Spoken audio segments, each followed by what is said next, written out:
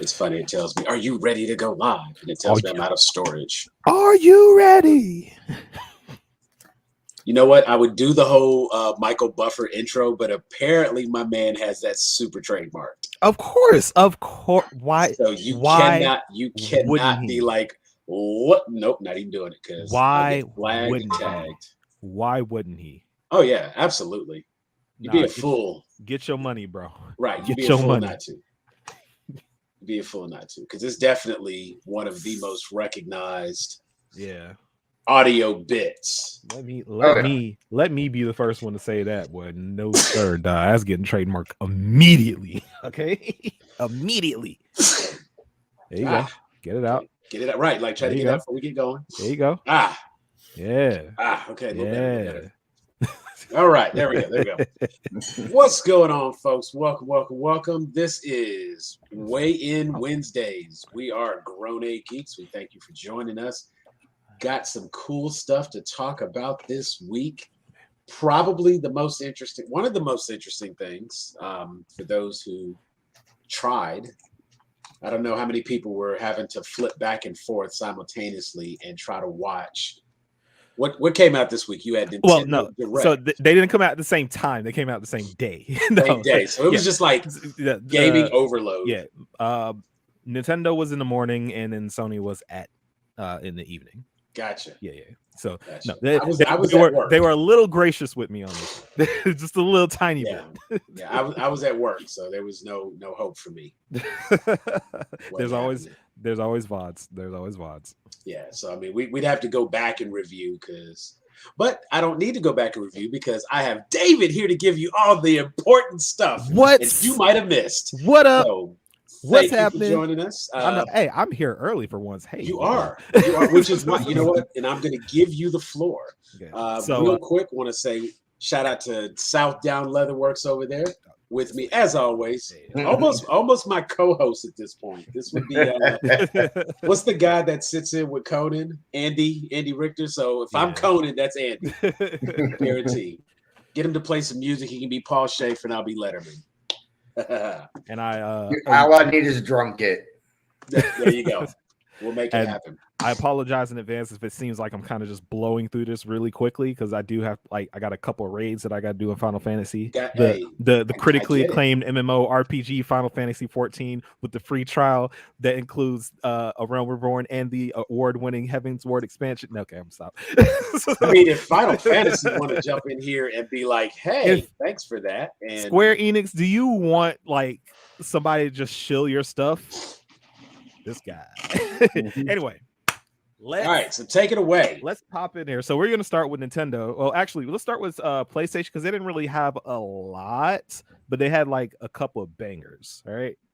So if you were paying attention during Evo, which is the Evolution fighting game tournament earlier this year, you would have known that Bandai Namco decided that they were just going to just tease a little something, but they didn't really give us much more than that, right? Okay.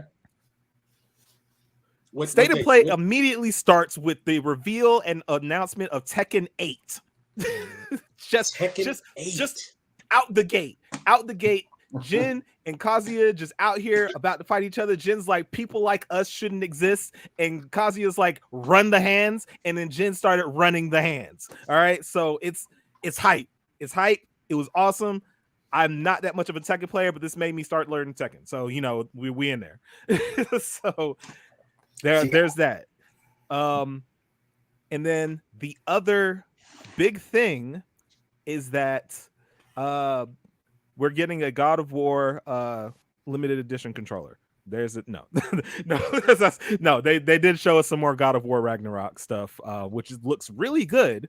Looks very good, and it looks like it's going to focus more on the boy than it will Kratos. But at the same time, that's fine. That's totally fine. I mean, at this point, it's almost like for everybody who played the last one, they should kind of be on track to understand that it is about to be his story. Yeah, and again, it's not like honestly, if they still keep Kratos in there, but he's like a secondary role at this point, it makes perfect sense the way that they're structuring the story. So man, I'm with it. And also, if you saw the trailer, Kratos says one of the coldest lines I have ever heard in a video game trailer ever. Because him and Atreus is going back and forth, and Kratos says, "Death can have me when it earns me." Ooh. Ooh. Ooh. Ooh. Ooh. Oh man, that sends shivers down my spine, and I'm like, yeah, all right, we need to go ahead and get this game pre-ordered. And, right. And you know the funny part, I haven't pre-ordered something in a minute. That right, like hold truthfully, on, that and Tekken 8, because I will say I'm a little excited to even hear about Tekken 8, so I immediately had to go and find what this Tekken 8 thing was looking like, and I just want to. And if you pull up the trailer, like it goes seamlessly between like cutscene and gameplay, and it looks so good. That Unreal Engine 5 is working wonders for that game. I can't. Boom. So I can't believe it. Yeah, that's what you were talking about. People like us shouldn't exist. Yes. Ignore the little commercial in the corner. I can't make that go away. It's advertising. That's but just like immediately you hear the announcement says fight, and then they just start going at it, and it's just like, yo, this is nuts. Oh, I'm ready. Oh, my body is ready for this one. Okay. It's so good. But that's I mean, there's a couple of other things in there. Oh yeah, that's right. If you are a Yakuza fan, you're gonna really like the announcement they had in there. So well, there was an announcement that happened later, not in the state of play, but there is a spinoff, a Yakuza spinoff that's set like a feudal Japan type thing. But it was only released in Japan. We are now getting that game. Yeah. Hey. Like a Dragon Ishin, right? So you're a samurai, you got a pistol. It looks really good. I know like next to nothing about it, but it looks really good, and I'm excited because I've been really getting to the Yakuza games. So yeah, very hyped for this one. And then also you had me a samurai with a pistol. Yep. Yeah, that's where I'm at. And then like today, they announced Yakuza 8. And it's going to be a dual protagonist type thing. So you're going to have Ichiban, which was the protagonist Yakuza Like a Dragon or Yakuza 7. And then you have Kiryu, who's going to be the other protagonist. So he's back, which is great. What's up, Kevin? But I need Kevin to know just had a birthday, y'all. Oh, happy birthday. Happy birthday, Kevin. But then, like, I need to know what's going on with that because Kiryu is supposed to be out of the Yakuza game. So what's going on with that, right? So now I need to know. Okay, so my son is gonna love hearing that because he's a big Yakuza fan, and for those of you who might be confused, the other people call it Yakuza. But if you actually when you play the game and you listen, that's how they say it. So that's why he's saying it correctly. Yeah, but I know some people are like, what game? Huh? What? Yeah. Yes. And I guess Like a Dragon should have been the game, but not everybody's into the gamers, and they may not know. I'm kind of watching this little video clip that she was talking about, and I'm like, if I cut the audio off, because I saw what you were talking about as far as like the transition. Yeah. And so that's Jin and Kazuya. Yeah. I know exactly what part you were looking at too. Yep. Yep. Okay. And I'll just quickly go through the rest of the announcements that on the state of play, and then I'll just dive straight into Nintendo. So there is Star Wars Tales from the Galaxy's Edge gets a gameplay trailer. So that's the Star Wars VR game that's coming out for PlayStation. Yeah, so that got a new trailer. That was looking pretty good.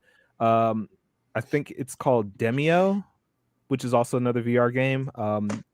It looks kind of like a tabletop type deal. It looks pretty good. I'm not entirely sure what's going on with it, but it looks pretty good. If we ever get around to getting the VR for the PS5, we'll probably check that out. Hogwarts Legacy is getting a PlayStation exclusive quest, which was a weird announcement. Okay, cool. I mean, I don't know why you would. Sure. I mean, for anybody interested in Hogwarts Legacy, there you go. Just get it on PlayStation. Boom. Done. I mean, I was already going to get it on PlayStation anyway, but there you go. Now there's no reason to look at any other ones, right? But there was the confusion on that though is that there was a lot of questions as to Hogwarts and the level of support it would have and that sort of thing. Yeah. But if they're still moving on and they're moving forward with it, oh no, the game is still going to be moving. Like it's going to happen regardless. But I mean, that's coming out on just about everything, though. That'll be on Switch, PlayStation 4, Xbox. Yes. I don't think it's coming out on Switch, but it is coming out on like literally everything else. But at the same time, I'm just like I wonder why you made an announcement to tell us that there's going to be one quest that is exclusive to the PlayStation. That's a weird announcement to me. But I mean, it is what it is. You know, if you're excited for Hogwarts Legacy, you know, more power to you. I'm personally not, but I'm happy for people who are. I fell out of Harry Potter a long time ago, but it's like if you are excited, I'm excited for you. You know, have. Hey, if you like it, I love it. Fun, exactly. Have fun. I'm not going to stop you. It's not for me, but have fun. I will attempt. I will attempt. There is a PlayStation loyalty program about to roll out. It's there's a lot that goes on in it. I'm not entirely I'm confused by it, so I'm not going to talk too much about it because I don't want to like misquote anything. But there is a loyalty program happening. Apparently you do quests, you get rewards, you can use those reward points for stuff. That's what was told to me in that state of play. I'm still not entirely sure of the details, but it's rolling out in the Asian territory first, and then it'll start rolling over here later this year or later this month or early next month. One of those. Let's see, what else was there? Oh, there was if you like Nioh, the developers are making another open world samurai game called Rise of the Ronin. It looks really, really good. It looks very Nioh-ish, but not ball-bustingly hard. I'm hoping. What game was that? Is that the one that actually looks a lot like a Tenshu? Yes. No, that's Sekiro. But they're kind of similar. Well, no. There's the new game that's coming out. The one you're talking about. Is that the one that looks a lot like Tenshu? Oh yeah. That looks very much like Tenshu. Yeah. Right. I was actually talking to Samira about it, and we were talking about it, and I was like, you know what? That's just a brand new Tenshu. That's all that is. Yeah. What else we got? The game that was being worked on called Project Eve has a new name. It is now called Stellar Blade, and it is coming out next year. If you are familiar with the Korean studio Shift Up, they renamed it Stellar Blade. They showed us some gameplay and some cinematics, just touching a little bit on the story and the settings. It looks really good. I might check it out because I'm a weeb, whatever. It is what it is. And that's, let me see, I think that's all I had on my notes here. Yeah, I think that's all I had on my notes. So yeah, state of play solid. But you know, it's kind of hard to follow up what happened that morning because a lot of stuff happened that morning. Yesterday morning was kind of nuts. So Nintendo has had dropped a Nintendo Direct after like announcing it the night before, because now we are cracking down on leaks, which good for you. Finally patched that leak up. Awesome. So let's just hop into it. Let's just run down the list, okay? Because I'm excited. I'm really excited about this one. So right off the bat, new Fire Emblem. Get it, another Fire Emblem. Fire Emblem Engage. New mainline Fire Emblem. The gimmick for this one, it looks like you can summon other Fire Emblem protagonists and have them fight alongside you in battle. Like the trailer was showing like the new main character, and then he summoned Marth, and then Marth was kind of like a persona like hovering over him while they were doing like the fighting stuff. It looks really good. I can't wait because Fire Emblem was my shit. More of that, please. Thank you. I'm not a fan of what the male protagonist looks like, but the female protagonist looks good. I think it's just like the red and blue hair. It's weird. I don't like it. And this is on the new Fire Emblem. Yes. Yeah. Yes. Yeah. That. Yeah. Yeah, man. So there's a lot going on in here, but I don't know. I can't wait. It's yeah, you see like Martha Roy, there's Lynn. I think that's Ike right there. I'm gonna skip through because Nintendo. Yeah, Nintendo ninjas like to like come through. Yeah, there's our protagonists. Oh, I didn't even catch that one. Was that a black girl? Was that a black girl? Hold on. All right, Nintendo, I see you. So yeah, Fire Emblem Engage looks really good. Can't wait. The next announcement was. Yeah, I see what you mean as far as the red and blue hair. First thing comes to mind is Icy Hot. Yeah. Okay. So next announcement that happened is that we are getting a Switch port of the co-op game It Takes Two. So if you like to challenge your relationship, have fun, you can do it on the Switch now. Yeah. All right, next one, which is gonna tickle some things for Fatal Frame fans. Yeah. You hear Lynn in the background, she's excited. Yeah, Fatal Frame, yeah. Fatal Frame Mask of the Lunar Eclipse is finally coming out of Japan. We're gonna get it here in literally every other part of the world. That's coming out. I think it's coming out next year. Yeah, next year. Previously, Mask of the Lunar Eclipse was only Japan exclusive. I think like before this and then Maiden of the Black Water, we got like maybe like 2 or 3 Fatal Frames in the US. It's a weird thing, but now I saw how Maiden of the Black Water did. They're starting to just port them over now. So we're good. We're in here. It's fine. So if you like your horror games, you like feeling defenseless except with a camera, have at. There's probably going to be one of the games we play once I bring back Sippin' Spooks. I don't know what day it's going to happen, but that's probably going to be on the docket.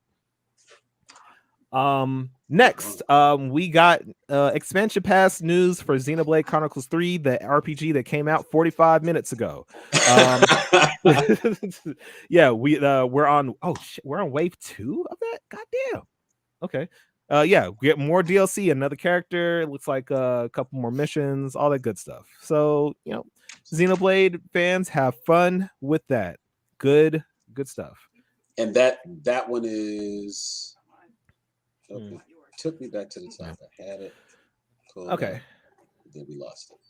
And then after that, SpongeBob SquarePants, the Cosmic Shake. It looks different. It looks cool. I don't know much about it. I'm not a big SpongeBob fan like that, but like it looks cool. It's fine. It looks like just some interdimensional type stuff going on in there. I don't know what's going on with SpongeBob anymore, man. SpongeBob's getting weird. SpongeBob's been weird to begin with. Yeah, you're right. He's been weird for a while. Yeah, but yeah, if you're a SpongeBob fan, there's your Xenoblade character. New Eno. Yeah, she's they robot lady. What's going on? I don't know what's going on here. I don't know what's going on there. But yeah. So the next thing that I don't even know what to make of this one. So just kind of follow me on this one, okay? We're getting a new fitness game for the Nintendo Switch. It's Fitness Boxing Fist of the North Star. What? You are already boxing. I mean, cool, but like, who okay, so who asked for this? Wait a minute. Okay, so Fist of the North Star. You heard me correctly. Yes. You're already dead. Yeah, that. Okay.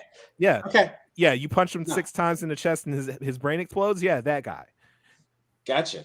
Yeah. So yeah, fitness game. You fight boss battles by swinging your nunchucks, your Joy-Cons, and you work out with Kenshiro. It kind of seems like the evolution of Taibo. Yeah, except like your Taibo instructor is probably going to kill you if you mess up. Like, I don't. Right.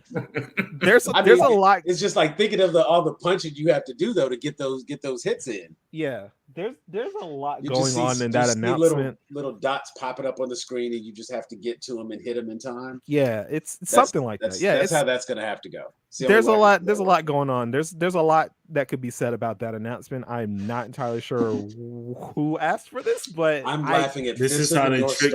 This is how they trick people who don't usually buy video game systems into buying it. And this is how when kids get a presentation like, why I need a Nintendo Switch. It's like, Mom, you're always talking about working out. When me and my brother go to bed, they got this game and you can play it. It's a workout game. Yep. You know your mom ain't gonna play that shit. She not, but she gonna buy it anyways to shut you up. She gonna lie on herself. The crazy part is if she does get it and decides to hook it up for the first time and actually try to play it, when heads start popping and exploding on screen. Yeah, no, that switch is gone. That switch is gone. It's out of here. Pack your bags. It's gone. Well, done. Nintendo just lost a customer. That's where we coming from right there. Damn, sorry, Timmy. All right. And you know what? I can't wait to be I just want to be the fly on the wall when the parent goes into the GameStop. And that game advisor has to tell the parent that this workout game is rated M for mature, for blood and gore and violence. I want to see how that conversation plays out. Man, now this is one of the times where I just miss working at GameStop. Because I want to be that guy who has to tell the parent, your kid wants to buy this fitness game, but like people's brains explode. $50, please.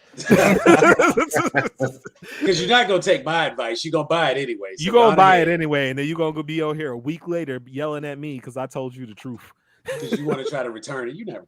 Anyway, we won't digress. What else we got?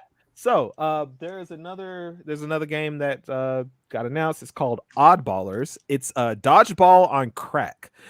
So instead of just throwing the dodgeball trying to get the other players out, there's like every map has like different rules. Like you got like a mudslide that you got to wade through, or you're on top of a truck. There's like propane canisters that you could throw at people and they'll explode. There's a lot going on in this game. I'm buying it. Extreme dodgeball. Not even extreme dodgeball. It's dodgeball for keeps. Like I don't know what's going on in there. Like this is like one of the maps on there was like literally like a wide ass boat in the middle of the ocean, and they're just like girders. Like the boat is sailing under, but you're too big to avoid the girders by ducking under them. So you kind of have to like dodge out of the way while trying to toss the dodgeballs at people. Yeah. Oh yeah, no, this game's getting bought.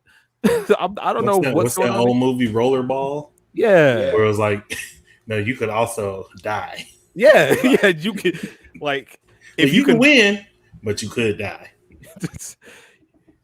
If you can dodge a propane canister, you can dodge a ball. Yes, sir. So I'm excited about it. It's one of those dumb games that I just enjoy. So yeah, for sure. And then there is if you're familiar with the game Tunic, I think it's been out for a little while. It's coming to the Switch now, and it's coming very soon. So if you enjoy Tunic and you want to take it on the go, you just keep your eyes open on the eShop. It's coming. You're gonna enjoy yourself. Now, another couple of games that I am excited about.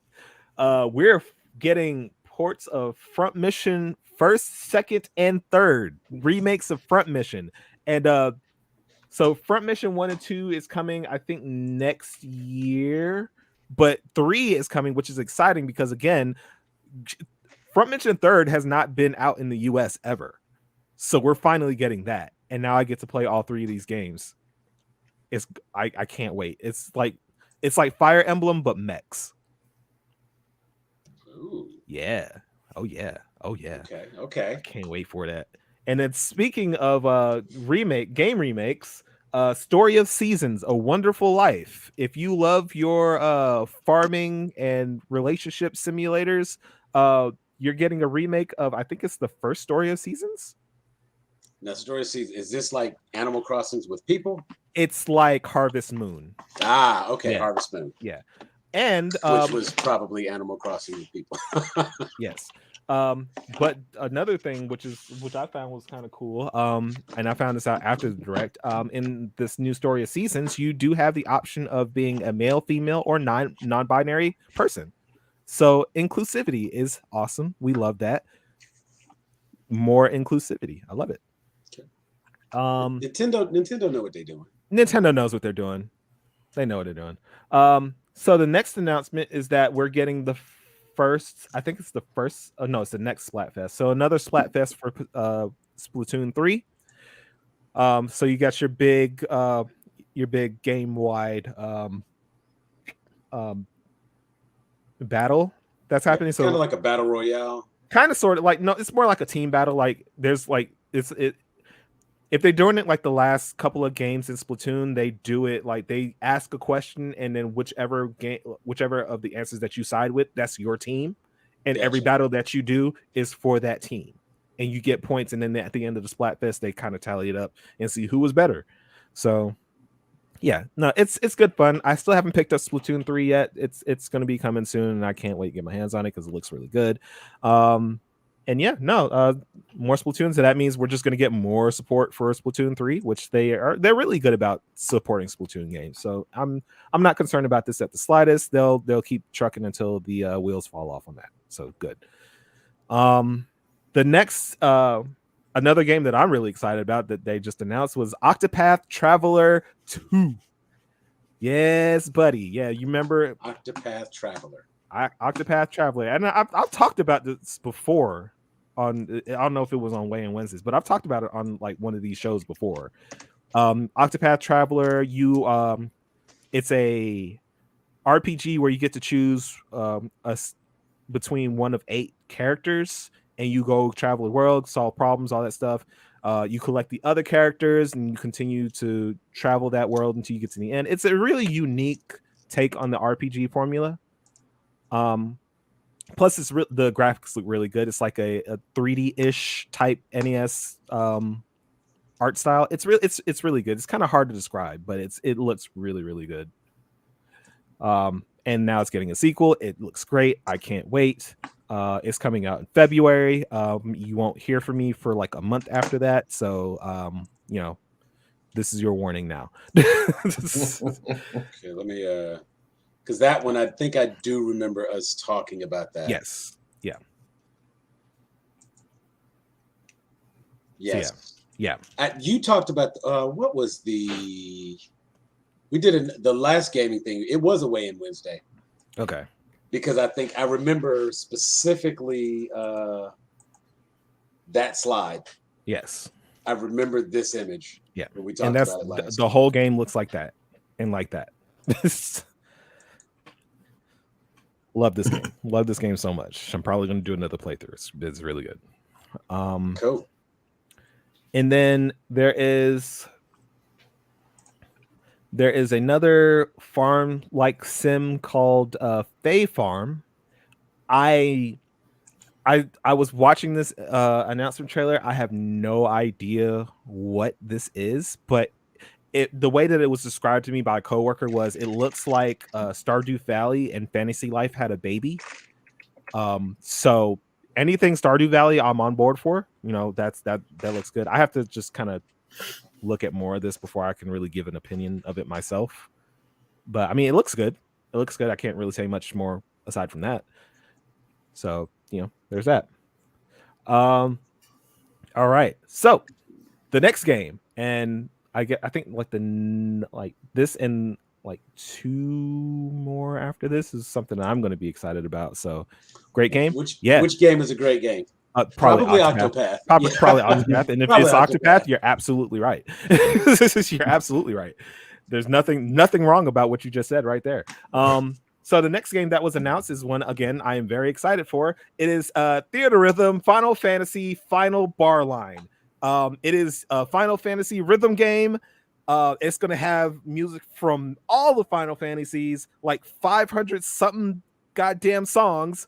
And I'm going to play each and every single fucking one of them on stream because I'm a shill for Final Fantasy because I love that shit. And I've been waiting for a theater rhythm game forever on the Switch, and they finally answered my calls. So now I have to do my due diligence and play the goddamn game on stream, every single song from top to bottom, and then I got to go get the season passes and get all the DLC songs and play them shits because there's near game, there's near music, there's goddamn shit. What else was there? There was other music from other franchises that they're going to add in there as DLC. It's all going down. I'm playing it all. Twitch.tv/heroic. and you know what? We will make it a point, and if those days happen to be on Wednesdays, we may just simulcast with you on another screen and show that you've got that. So now, what is the format for that? What's with the it format? Being that's not a dance game. No, it's a rhythm game. So if you see me play Persona 4, 3, 4, or 5 dancing games, pretty much that. Okay, gotcha. Yeah. No, it's gonna be, okay. Yeah, it's gonna be that. Now. Not a dancing game. You ain't gonna get no dancing out of me for free. I mean, I didn't know if it was something like is this something like Beat Saber? Because when I hear rhythm games, I think of like you think of like DDR, right? Dance Dance Revolution, Beat Saber, Guitar Hero, things like that. Think more Guitar Hero than DDR. Okay. Yeah. So there's that. And then the other game that I'm excited for is Mario plus Rabbids Sparks of Hope. If you played Mario plus Rabbids Kingdom Battle, you know that, despite the Rabbids or how you feel about Rabbids, it's a really, really, really solid game. And it also gives Mario a fucking Glock. So, any game that gives Mario some kind of firearm, perfect. But now they're adding Bowser as a playable character, so now I feel obligated to play this game. I was going to anyway, but I'm obligated to play it now because the more things that you can shove Bowser in, that's the more money you're going to get out of me. So boom, there it is. And they also announced that one of the DLC packs is going to feature Rayman. So yeah, they remember that Rayman is a thing. I was about to say I hadn't heard Rayman in a minute. Yeah, they remembered Rayman is a thing. So yeah, there you go. Rayman love, and hopefully he gets another game after this. We're hoping and praying for the guy. Rune Factory 3 Special is the next announcement. Not much to say about Rune Factory. If you like Rune Factory, you're gonna buy this game. That's just how it is for Rune Factory fans. There's no. That is a special kind of niche that they're just going to buy every single game because they don't get that many games. So just if you like Rune Factory, there you go. There's your next purchase coming next year. And don't boo me. I'm right. You can boo me, but you're still going to buy the game anyway. So I don't care. Now, for those that have the Nintendo Switch Online expansion membership, we're getting 9 more games. 9 more games for Nintendo 64. And let's just go down the list from like least exciting to most exciting. Okay, just follow me on this one. So but that's not to discredit any of these games because all of these games are bangers. Okay, so from least interesting to most interesting, we have 1080 snowboarding. Excitebike 64. Hey. Mario Party 1, 2, and 3. Pokemon Stadium 1 and 2. And then finally, to just cap it all off,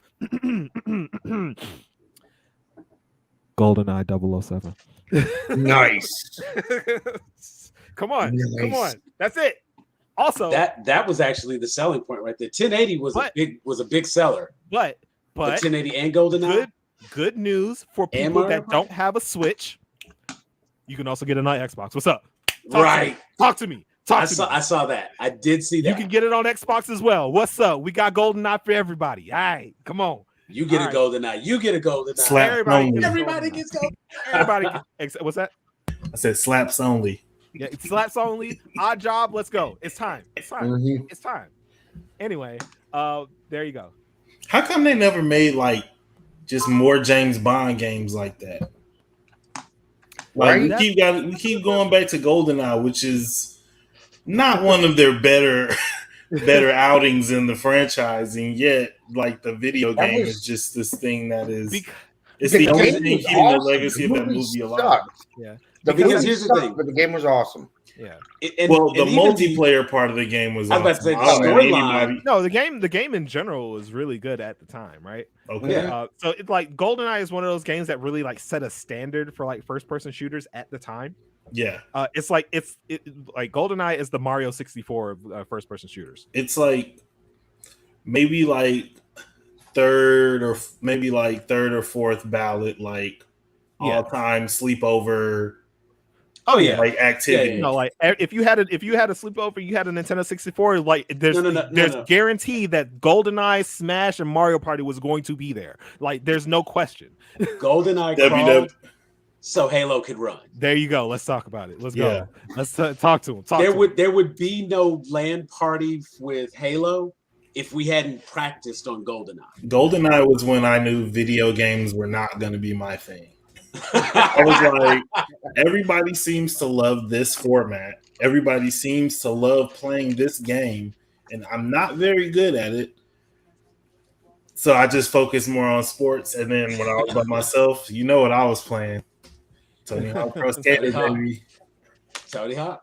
I was playing at my cousin's house. He got it on PS5. I was like, might have to go ahead and. There were two games in particular from Nintendo that I was waiting to hear about. Oh yeah, because I knew they was coming myself. Okay, well, I mean, we'll get there. We'll get there. I know. We'll get there. I got them queued up because those are the two I'm gonna show. Okay. There was a couple other things, like they're just kind of like a little indie game here and there. So I'm not gonna super cover it. If you know it, you like it, and you're gonna get it. So don't worry about it. But I do want to make a special we'll call out to Ib. It is a really good like RPG maker, like thriller type ish game. Like if you don't know about it, go ahead and just look it up. It's really good. But I'm not going to spend too much time on it. Just know that I'm glad that it's getting like a mainstream like release, you know? Okay, so Mario Strikers Battle League is getting another update, which features Pauline and Diddy Kong. So 2 new characters, a couple more stages. Good stuff. Now for the hornies, Atlia Ryza 3 has been announced. You'll get all of you get your thigh content for your game. There you go. All right, not gonna say too much more about that because I don't want to get this video, you know. Don't want to get it flagged. There you go. Mario Kart 8 Deluxe is getting more tracks. We're never getting a Mario Kart 9. We're just getting more content for 8. I mean, if they watch the format that was Grand Theft Auto 5, you're never getting another Mario Kart ever again. You're just gonna get more tracks for this one, and you're going to like it. That being said, as long as you keep releasing content for the online play, yep, you're not gonna get another one. Don't worry about it. Okay, so not Mario. Is that a point of contention? Is that like a point of contention among? Well, kind of, sort of. Like people are just like, when are we getting Mario Kart 9 as they're playing Mario Kart 8? Right. It's kind of like if they're giving you new tracks, that would have just been Mario Kart 9. It's like, who cares? Well, I wish sports games kind of would do that. It's like it's more so like they need another gimmick for the next Mario Kart, and I guess they haven't figured out one yet. It's like how we're not getting a Half-Life 3 until they can figure out how to like push the envelope with that. Yeah, so if they can't do something different, you're not going to get and it. At this point, with everything else that's been done, because even something as crazy as like, and I won't say crazy, but almost innovative, the way Red Faction was innovative with the environments and the way you can interact with pretty much everything in the game. Mm-hmm. That was where Half-Life needed to have jumped in. Right. But that's already been done, and it's been done so well so many times since then. There's no point. What could you do new at this point? So, like nobody's like mad that we're not gonna like they didn't announce a Mario Kart 9. They're just like, that's okay, more stuff, keeping the game alive, I guess. Yeah, whatever. It's not broke, so don't fix it, I guess. Right? There you go. So Nintendo Switch Sports, the golf update is not happening until later. That's the announcement. No golf yet. There you go. All right. Now more exciting news. Pikmin 4 got released. Got announced. What's up? More Pikmin. 4. More Pikmin, boy. Go. Pikmin is a really great game. It is. Y'all are saying sequels to games I never even heard of. Yeah, you're getting more Pikmin. This is the 4th sequel to that. This is number 4. You're getting more Pikmin. You could stop waiting. The wait is over. All right. You're getting more. It's time. All right. Just Dance 2023. Done. All right. Whatever. There it is. That's it. And Just Dance, like that's how they release that game now. Just whatever year it is, they're releasing Just Dances like Maddens. Yep. And the thing about it, as long as new music gets made to dance to, there's never going to be they can make a new game. As long as there's new music that they own the rights to. Yeah, they don't even have to own the rights. They just have to get the license to put it in the game. Yep. No, I know, but I'm just saying, like for them, it's like if they already own it, then they ain't gotta pay nobody and license nothing out. We just making money off our own stuff we already own. Yeah. All right. So the next announcement, well, it's more of an update. We got Harvestella. And I know I talked about Harvestella a little bit, so it's kind of like your Harvest Moon or your Stardew Valleys, except there's a 5th season, which is called the Season of Death, and you have to figure out how to stop the Season of Death or at least survive it. The update is that now there is a demo, so you can try it out for yourself. So grab your Switch. And that one actually releases November. Yes. Okay. So grab your Switch, download the Harvestella demo, and see if it's for you. I'm going to download it later tonight, and I'm going to play it tomorrow and see if I like it because it looks cool and I hope it's really good. We got more Bayonetta 3. Don't need to say no more than that because come on, man. Now come on now. Wait. Come on now. It's Bayonetta, baby. Come on now. That was one of the ones I was waiting on right there. Like Bayonetta. And that as much as I hate to say, that is actually the kind of game that would make me go and get a Switch. There you go. I mean, you can get all 3 of the Bayonetta games on the Switch. So, because that one, Nintendo save Bayonetta. Let's go. Boom. So I had that. And the thing about this one, this Bayonetta is actually exclusive. Yep. To the Switch. Yep. So the only way, so you get to play the first 2. Yep. And now Bayonetta 3. Yep.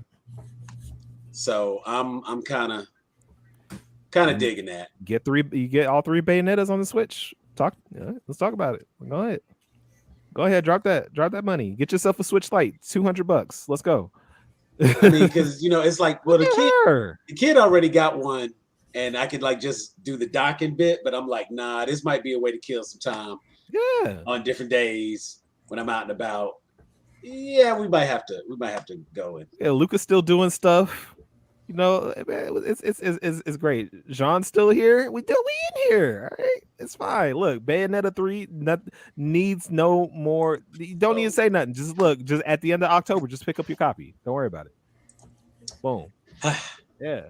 All right. The next game that was announced was Master Detective Archives Rain Code. If you like Danganronpa, here's your game. There's another one for you. It's not Danganronpa, but you're gonna like it anyway because there's another one of those fan bases who are just gonna buy whatever. They dropped another title for that, and that'll go to those people. There you go. Now the next one, which is I still don't agree with the way that they do these games, but I mean it's a release. Resident Evil 8 is coming to the Switch, but okay. It's not you have to play it on the cloud. Play it on the cloud because apparently the Switch cannot handle Resident Evil 8, even though we are running Nier Automata on the Switch and we can't run Resident Evil 8. Yeah, if you can run Nier, you should be able to, like with everything that be moving on the screen in Nier. Nah. What? And then of course we're getting Resident Evil 7. Yeah, we're getting Resident Evil 7, 2, and 3. So there you go.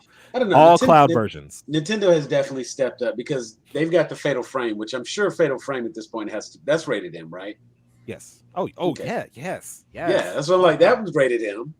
Like there's not a lot of blood, but there's a lot of talk of suicide. Yeah. There's a lot going on in the Fatal Frame games. From like the one game that I played in the Fatal Frame series, there's a lot going on. Yeah, and, so I mean, not a lot that I could talk about. Nintendo has definitely made themselves available to the mature gamer, and I don't know. This it doesn't really shock me that they would go ahead and jump on with something like Resident Evil. Well, the funny thing, because there's Resident Evil games on the Switch already, but like the mainline games are the ones that's being the cloud version. It looks well. Let me backtrack. The mainline, like the later mainline games, and plus like the remakes. So like Resident Evil 2 remake and then Resident Evil 3 remake is the one that's being in the cloud version. So those are coming. That's what I meant. What I should say. Gotcha. Okay, so next game, Sifu. Yeah, Sifu's coming to the Switch. So if you like Sifu on your PC or your gaming platform of choice and you wanted to take it on the go, again, it's coming to the Switch. Have fun. That one's coming in November. I'm probably going to pick that one up because I haven't picked up Sifu yet. Next one is Crisis Core Final Fantasy VII Reunion. That one is coming to the Switch as well. December. Get your copy. Support. We need that. Support. And then maybe, just maybe, you'll get Final Fantasy VII Remake. Maybe. Just maybe. For my bullet hell lovers, Radiant Silvergun. It's coming to the Switch. It's out now. Radiant Silvergun's on the Switch. Go buy it right now. If you like bullet hells, here you go. Go buy it now. Let's see. Do you like Tales of Symphonia? Doesn't everybody like Tales of Symphonia? Yes. That was a rhetorical question. Everybody loves Tales of Symphonia. Now you can get it on the Switch. You're getting Tales of Symphonia on the Switch. I'm getting Tales of Symphonia on the Switch. So Nintendo's doing a really good job of just making stuff available. Yes. Mila, are you okay? My dog is going crazy. Come here, Mills. Come here. Maybe she doesn't like Tales of Symphonia. Mila has not been alive long enough to know what Tales of Symphonia is. There's your bullet hell game. There's your bullet hell. All right, yeah. So Tales of Symphonia was announced. So then they proceeded to do a sizzle reel, which included Life is Strange Arcadia Bay collection, so you can get all the Life is Strange games on your Switch. Disney Speedstorm, the Disney Mario Kart equivalent, that's coming. Fall Guys Season 2 is coming. There was a Lego Bricktales game. Didn't really expand too much upon that, but that's coming to the Switch as well. Yeah, so there's stuff coming up. So the next game, Kirby Return to Dreamland Deluxe. If you have not played Kirby Return to Dreamland, like this guy right here, here's your chance. There's Kirby Return to Dreamland. You could play as Kirby, Bandana D, Meta Knights, King Dedede, or you could just play as like different color Kirby's as per usual. But it looks good. It looks really good, and I'm ready to play it. Now,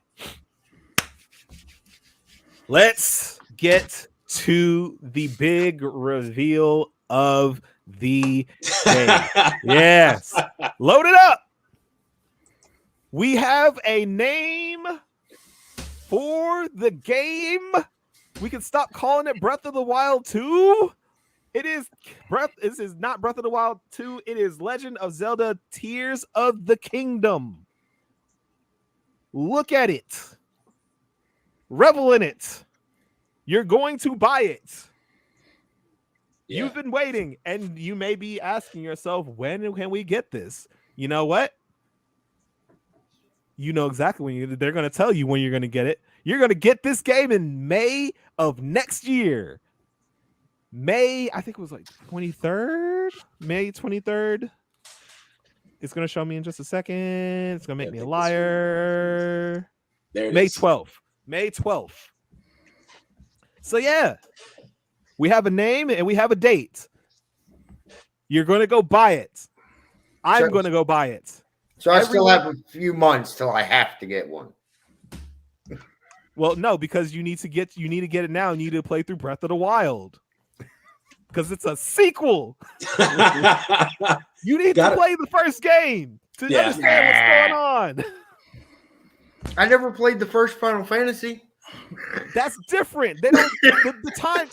There's a big difference in continuity there. No. You're not getting out of this one. You're buying a Switch. You're playing Breath of the Wild, and you're gonna play Tears of the Kingdom. You don't have a choice. Sound like one of them drill sergeants that used to be on Jenny Jones when the kids was acting bad. But no, Dave. See, I got it. What we'll do? I'll get a Switch. You'll get a Switch. We'll play GoldenEye. There you go. Flappers only. There we go. You see what I'm saying? And we'll work it out, and that'll give us something to do in the meantime while we try to get through Breath of the Wild as well. Yeah. And I'll probably waste all my time trying to beat the game with a stick on the first level. No, you won't, because there's a durability system in Breath of the Wild, and that stick's gonna break immediately. Oh, they fixed that. Oh, yeah, buddy. I remember when that was a thing. Mm-hmm. Well, that is your game drop for this week. I am going to go because I need to go prep for this raid that I have to do, and I am like overtime. So hey, we appreciate it. Thank you for keeping us abreast of everything coming out with all the new gaming news. And for those of you who are wondering, there was not an Xbox announcement. So there was nothing. Boo Xbox. I mean, this guy. Well, what like for? I mean, Sony did their announcement. I just said boo because they didn't announce nothing. Not because I have anything against Xbox. Oh no, the funny thing is, of course, it's just like me. Naturally, I gotta hate a little bit, but it's like the PlayStation announcement was great because they talked to all 5 people that own a PlayStation 5. So, so everything they announced was like, for you handful of people that can actually play this, here you go. There you go. But at least they said something. They did say something. Xbox trying to be like that person when they be like they're trying to wait to make sure all the people don't get to present their presentation. No, I'll go tomorrow. Yeah. Okay. What did they say? Oh, quick! We got to get a new game. Give me an exclusive. We need something. That's exactly what's happening. All right, y'all. I'm out of here. Y'all take care. Man. Appreciate it. Yes, sir. Follow me on everything Heroic Hat. Boom. TikTok, Twitter, Twitch, all that good stuff. He out there. He there. I'm on. That was cool, man. So we got some games coming, some fun stuff to play, and I will probably have to go ahead and just invest into my own Switch. My kid has a Switch, and he's kind enough to have the dock downstairs. So if I want to play, I have the option to play, but it is his, and I don't even really have a whole lot of time to play to begin with.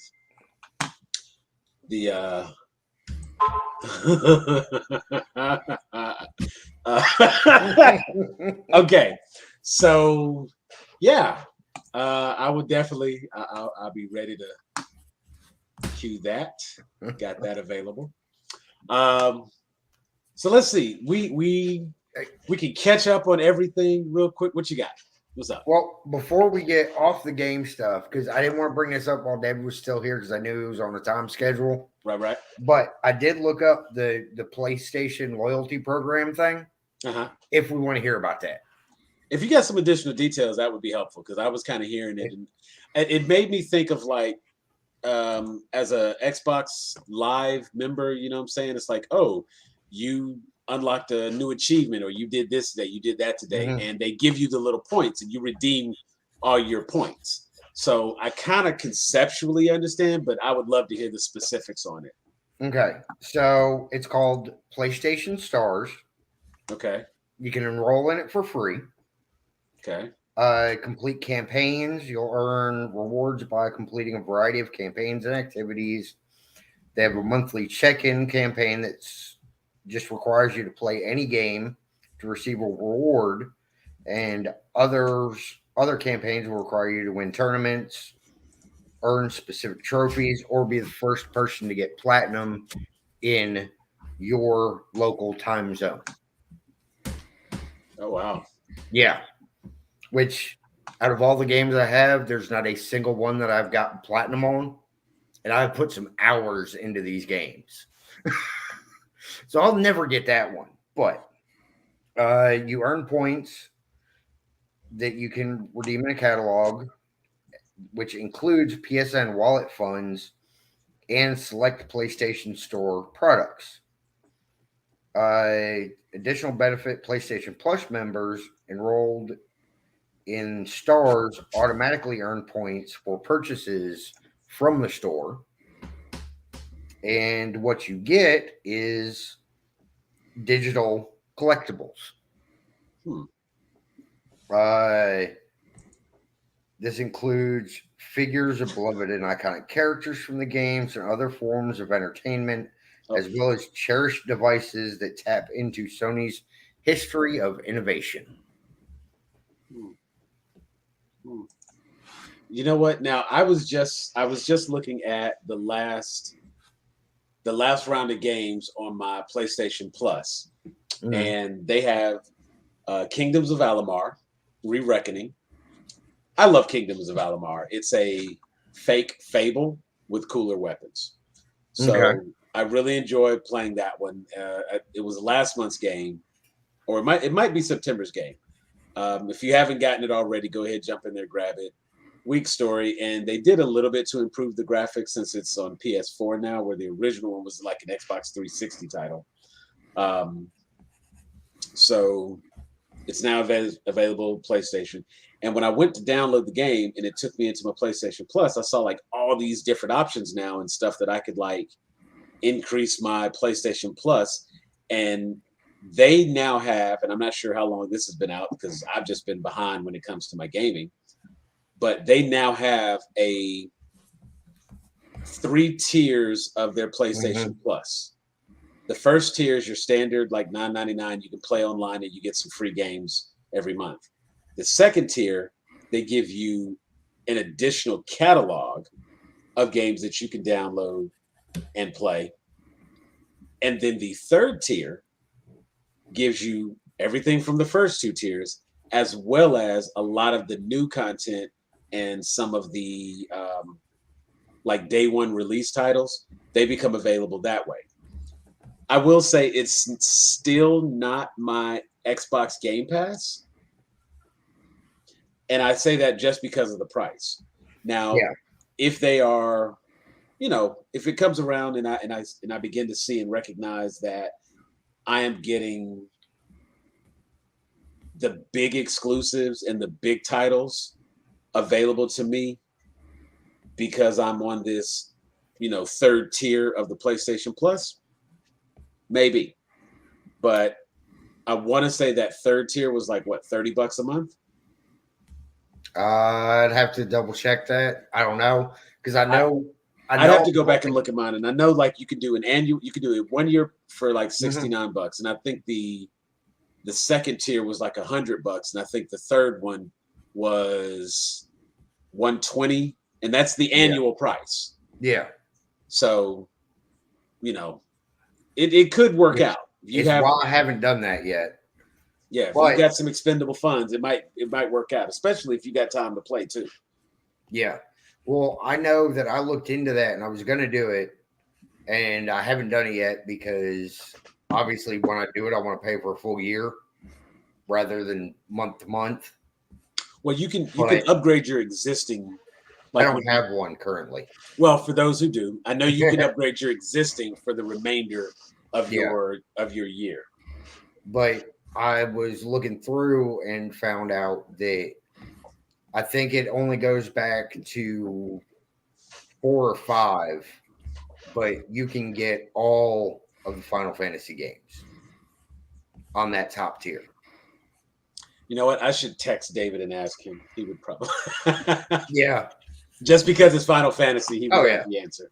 Well, and it's like I remember a few months back, I made a comment about that because I got into what he's fixing to play, and I was like, I'm not actually upset with Linda, but I was like, come on, I get on there, and then I find out I can get all of these games for this one price. Yeah. And you know how much of a Final Fantasy fan I am. Right. So The only one I'm not excited about is playing again is 8, but I got to do it. I mean, if you play all the other ones, it'd be a shame to leave that one out. Right. Even though, in my opinion, that was one of the worst Final Fantasies ever. We'll revisit that when Miller gets on.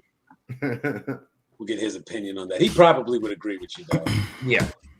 Well, it was just because what was it, 14 or 15? What are we up to now? 15. Yeah, it's 120 a year for the best tier. Okay. It's a lot of fantasies for it's supposed to be the final one. At some point, they do call it Final Fantasy and call it another fantasy. Right. Mm-hmm. Or just fantasy. Next fantasy. Right.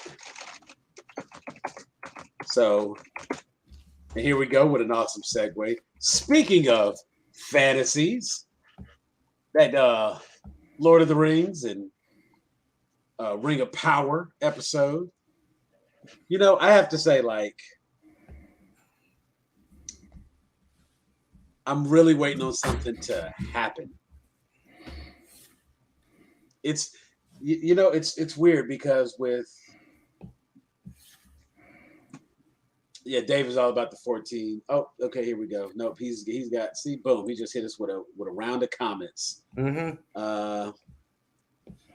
Yep, okay. We mentioned the Switch. Oh yeah, 120 for the best tier. 15 is the most recent. If Dave's all about 14. Well, since you listening in, Miller, quick question: what are your feelings on Final Fantasy 8? I will post that up when you get it in there, or if you want, you hop on and you can tell us, and we'll put it in then. But I'm looking at Game of Thrones, House of Dragons, and Lord of the Rings, Ring of Power. I don't find myself waiting to watch the next episode of Ring of Power.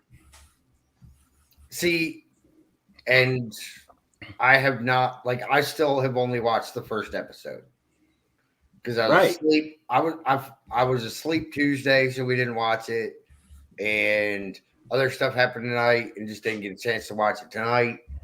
So I'm still on episode 1 of Rings of Power, and I don't feel like I have, there's no, I have to watch it. Yeah. Well, I will say as an outsider who's not watching it, doesn't really seem to be having the same, it doesn't really seem to be making any sort of real impact in kind of the pop culture conversation, which is weird to me. Just because, I also didn't watch Lord of the Rings when it came out, but it's I feel like I damn near watched it because it's everybody was live tweeting it every week. People were talking about it. I remember, I think whatever season of Hard Knocks it was, basically it was at the end of every episode, they just have kind of random B-roll that gets cut while they're rolling the credits. And I swear, every other week, it was they were just talking about, it was just different groups of people talking about what happened on Game of Thrones the night before. So I do feel I don't think it sounds weird to me as an outsider because I haven't really heard anybody really talking about the show outside of being mad about black elves, but I'm starting to get so annoyed with people. I really am. Oh, we got a whole segment dedicated just to that. But no, I mean, when there's a little bit of the story that's moving along, but it definitely feels like they're dragging it out. It's almost one of those conversations where, whenever somebody has a good idea for something, they're like, oh, let's make this movie. And then you talk about it for a little bit and you're like, you know what, that would probably be a better series because there's so much you have to explain. Let me ask you this. Where is it on the violence meter compared to Game of Thrones? Because I feel you're right. Well, yeah, it's not going to be a 10 like Game of Thrones, but if Game of Thrones is 10, then this is. I mean, even then, okay, well, first off, even House of the Dragon, is different than Game of Thrones, but it's a good different because they recognize that they are. It's a little bit more than just. I know. I'm talking about the original one, the original Game of Thrones, because the point that I'm making is our cultural perception of fantasy has also shifted. Like we grew up on these movies about a jaunty band of misfits making their way through the forest on some sort of wholesome adventure to help some fair maiden or village or whatever. And it's like essentially that's what Lord of the Rings and The Hobbit is, just on a much larger scale. Like there's war, there's violence, but it's like, and I mean, you had things like you said, growing up, we had things like Willow.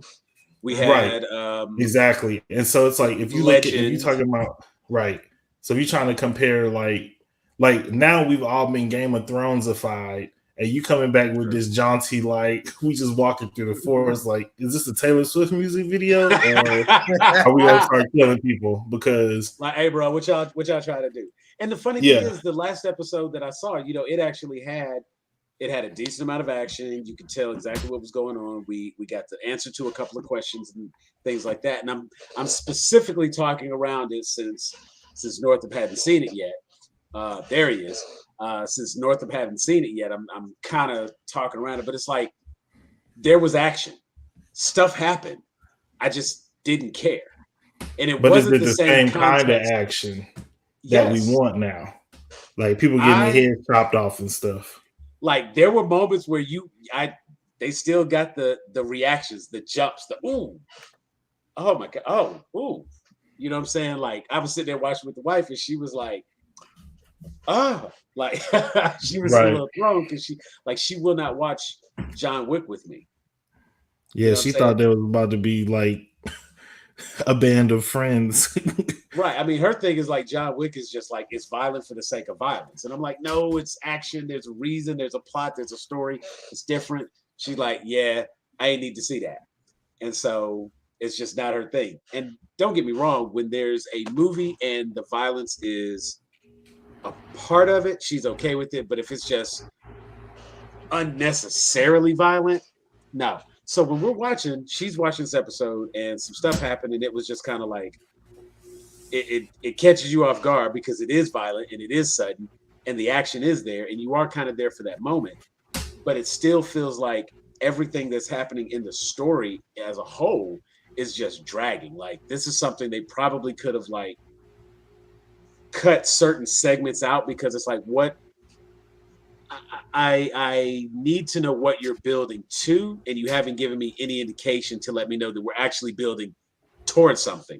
Because if you don't like, I feel like every episode has been nothing but Chekhov's guns. And at some point, we're going to be an episode where it's just everybody got a Tommy gun, and if don't nobody pull the trigger, I'm going to be pissed. And that's kind of what it feels like is happening because they're just built. We're now is it 4 episodes in? 3 episodes in, and I'm like, nothing of import has occurred. So like the biggest thing that's happened is the Meteor Man. That is the Meteor Man. Yeah. Robert Townsend in this? No, that was the joke I was making last week. They call him the Stranger. Yeah. But yeah, there's a scene where time out. This is what I'm gonna say. I ain't even seen the show. I'm gonna say this right now. Lord of the Rings, don't do it. Okay, y'all are not outer space. Okay, we don't need nothing coming from outer space. Y'all middle Earth. Whoa. Y'all are middle Earth. Keep it middle. Stay in between with the forests and the ferns and all that stuff. And I will say they're not even on Middle Earth right now. They're in Numenor. You can't. Okay, here's the thing. You can't get mad at black elves when people are coming from outer space. That's right. I would definitely agree. He ain't got a ray gun. He fell to Middle Earth from space. He ain't from. And truthfully, you can't even definitively say that he fell from space. All we saw is there was a light streaking across the sky. And when it made an impact, there's a big like there's a big crater, and inside the crater is a person. There's fire and everything all around, and that whole segment was very impressive, and it looked great, and it was fantastic, and it was very curious and interesting, and I want to know more about that character, and they got me all in. Everything I'm seeing that's happening with Elrond is like slow. It's okay. The whole show is slow compared to House of Dragons or even Wheel of Time. Yeah, like even Wheel of Time, and I complained and I struggled, but every episode had my attention. I almost feel like watching Ring of Power is kind of a chore. It's not as, they're not delivering the way I expected them to. They're not catching you. It's all, they spent their $750 million on sets. When Galadriel's climbing the ice wall, and then they're showing the waterfalls, and they're showing this, and they're showing that. It was beautiful set wise, plot wise, and character wise. I'm still waiting. Yeah, I mean, like they spent some money. You can see it, but I'm still waiting. They need to deliver in the next episode or two to really keep me going. I mean, hell, if we already at episode 3, we how many episodes is it going to be? Like 8? Yeah, 9? But we're a third of the way. Yeah, but you know, with how much money they spent, they're planning on at least 2 or 3 seasons. Yeah, but if they don't, and Tolkien is always long-winded, not quite as bad as Robert Jordan, Wheel of Time, but he would spend some time describing stuff. That's why I'm watching the show, not reading the book, man. Like exactly. and even as a Lord of the Rings fan. In 3 episodes, yes, I'm happy. But the best thing about it was Elrond going to see Durin and the wife. Yes. That has been the highlight of the show so far. That has been the show so far. And I will say, even in the last episode where we see our main elf, Celebrimbor? No, not him. The one that got captured. Oh, the black elf guy, right? Isn't it like Bronwyn? It's something like that. Like I'm still getting the names down. Like his name, I haven't captured yet. But even the segments that took place with him, when we see what happens with him and where he goes and what's taking place there, and everything, like that whole segment was interesting and that was entertaining, and they still dropped the ball at the end of that. You know what I'm saying? Arendelle. Okay. Oh, the chick that he's talking to, her name is Bronwyn. Hold on, I got it pulled up. She's like the kids. See, like the kid. Yes. Okay. Yes, Bronwyn. So Bronwyn's son, I want to know more about him and his little thing. His little, like, I saw what was happening. I was like, oh, okay, that's interesting. I need some development on that, because it's like, again, they're trying to like drop these little breadcrumbs all over the place, and I'm the bird. Like, I need just put the bread down. Just put the bread down. I'll pick at the bread. Just put it down. I agree. There's like, in 3 episodes, there's been about 15 minutes where I was like, ooh, right. So and everything else is just world building and talking about what's going to happen next. And like I said, show me, get there, do it. It sounds like it's got like a little bit of that Battlestar Galactica thing where they started like at the end of every episode, it'd be like the symphony music is ramping up and we're about to see who a Cylon is, and then you see who it is, and then you come back to the beginning of the next episode and it's like, okay, we got that tension, and now it's 40 minutes of nothing. And then and then 10 minutes left. Here we go. Symphony music ramping back up. Oh, somebody else is gonna be. Oh, what? Now, Jeffrey, one thing I remember from Galactica though was that the intro to the show felt like a whole episode, and then it was so intense, and then the title started, and then like you said, there was 30-40 minutes of nothing, and then the last 5 or 10 minutes delivered on some more stuff. Yeah, but I remember Battlestar Galactica. Those first 10 minutes were gold. Yeah, then it's just like make a 10-minute show. Right, sure. Like I don't want to. I don't want to deal. The power is suffering from that, and that It's more about them world building and showing all the different locations. And here's this, and here's Numenor, and here's this. And then you get to them interacting as characters. And it's forgettable. Yeah. I think sometimes this is one of those instances where it's like, you see like a movie and you're like, that should have been a TV show. Or you see a show and you're like, that could have been a movie. I feel like this is one of those where it's like, this could have been like a video game. Because it seems like all the people really want to do is like create like the visual. Like when I think Lord of the Rings, I think visuals. Like that's the thing that everybody tries to like sell me on, even when they try to get me to like watch the movies. It's like, no, but it's like so majestic in the scenery and the this and the that. And it's like cool, but like if you look at like my list of like favorite movies, like ain't none of that shit on the list of like why those movies are good. So you're not really like selling me on. If you just want to like make some like cool stuff that like looks good, and then for people like you guys who like Tolkien and might not necessarily want to go like directly with whatever story they're telling, you can like move freely within that world and create like your own. I feel like when I read about Tolkien and when I hear about him, I feel like that's what it was really all about. It's about this world creation and this world building, and it's like there's only so much of that like people gonna want to like sit through. Like this is not like a nature show. This is people not coming to see like how beautiful it is for 8 episodes. I agree because for the first episode or two, House of Dragons and Rings of Power were like this because I am a Tolkien fan. Yeah.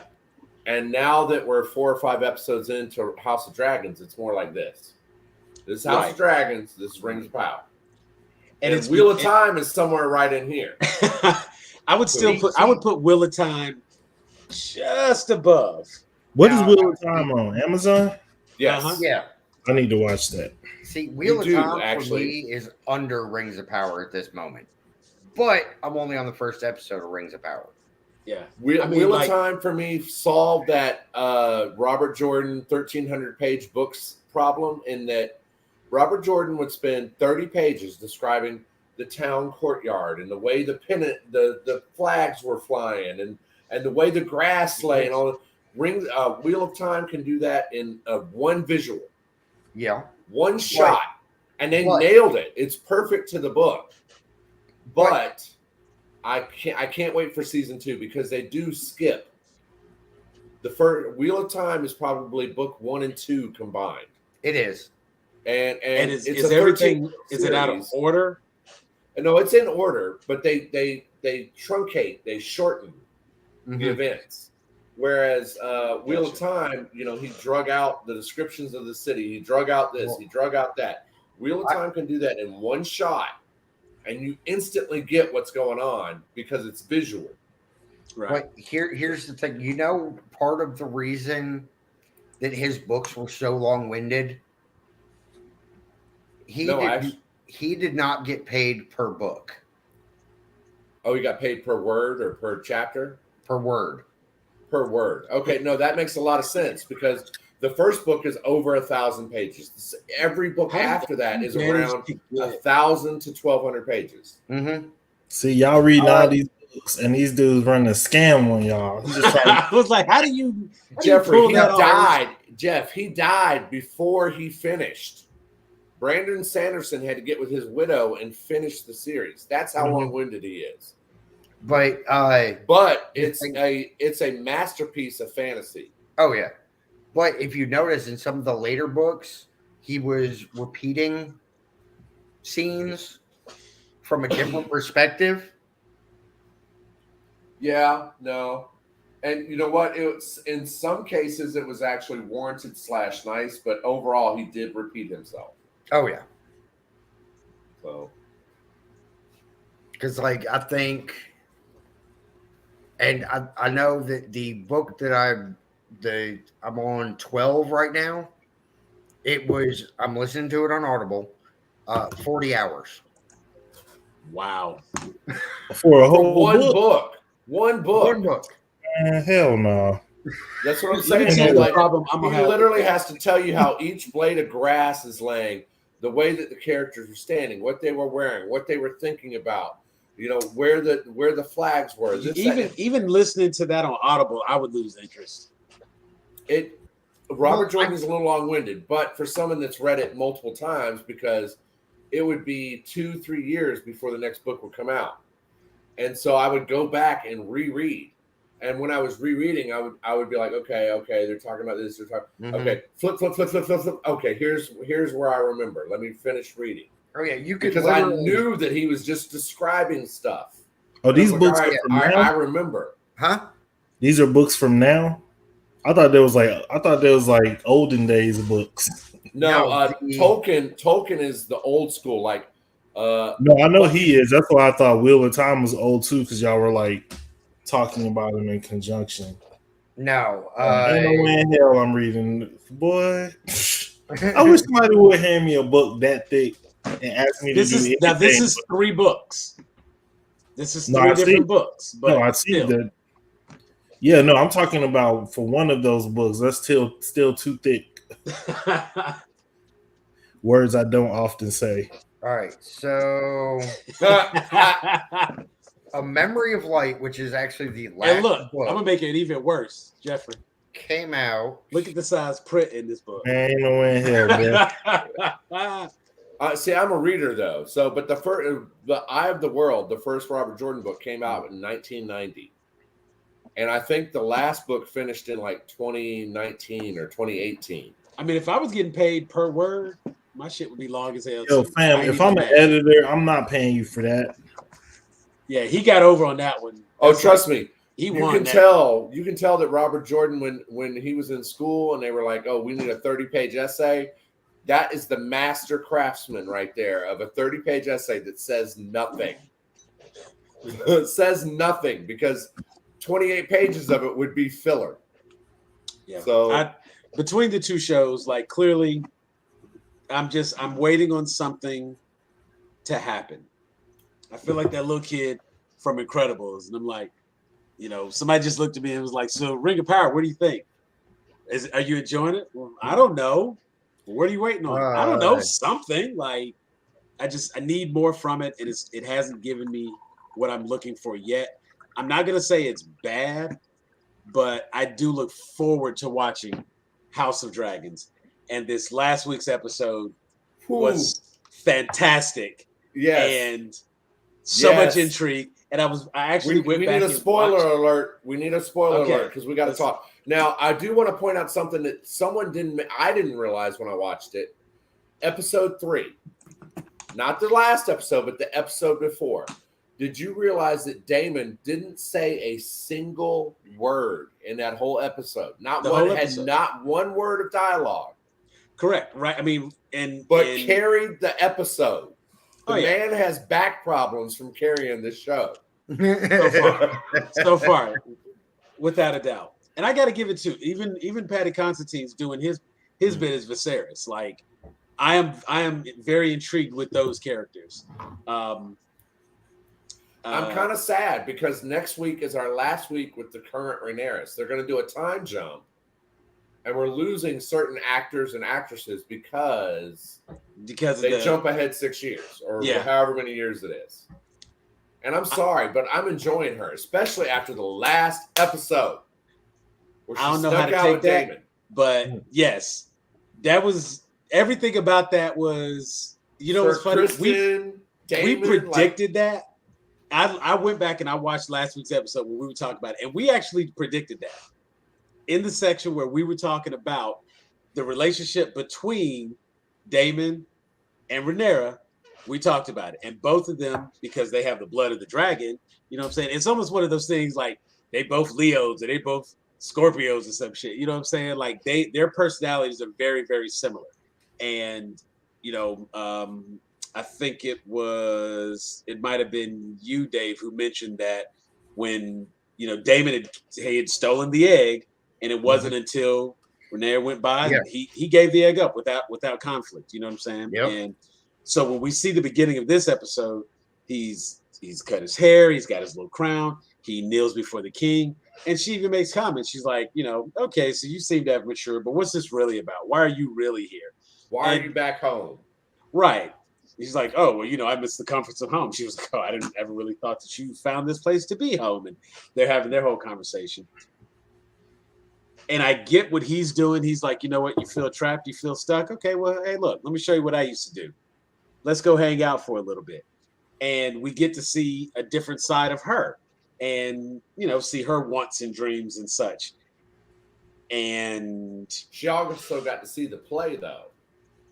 She did, and it gave her an idea of like what to look forward to. It gave her perspective of what the people outside the castle see versus what, because it's that living in that castle is kind of a bubble. Oh, very much so. It's absolutely a bubble, and it was interesting because on the one hand you get that that's what Damon was trying to show her, like there's more to the world than what you know. Than you being a cupbearer at the council meeting.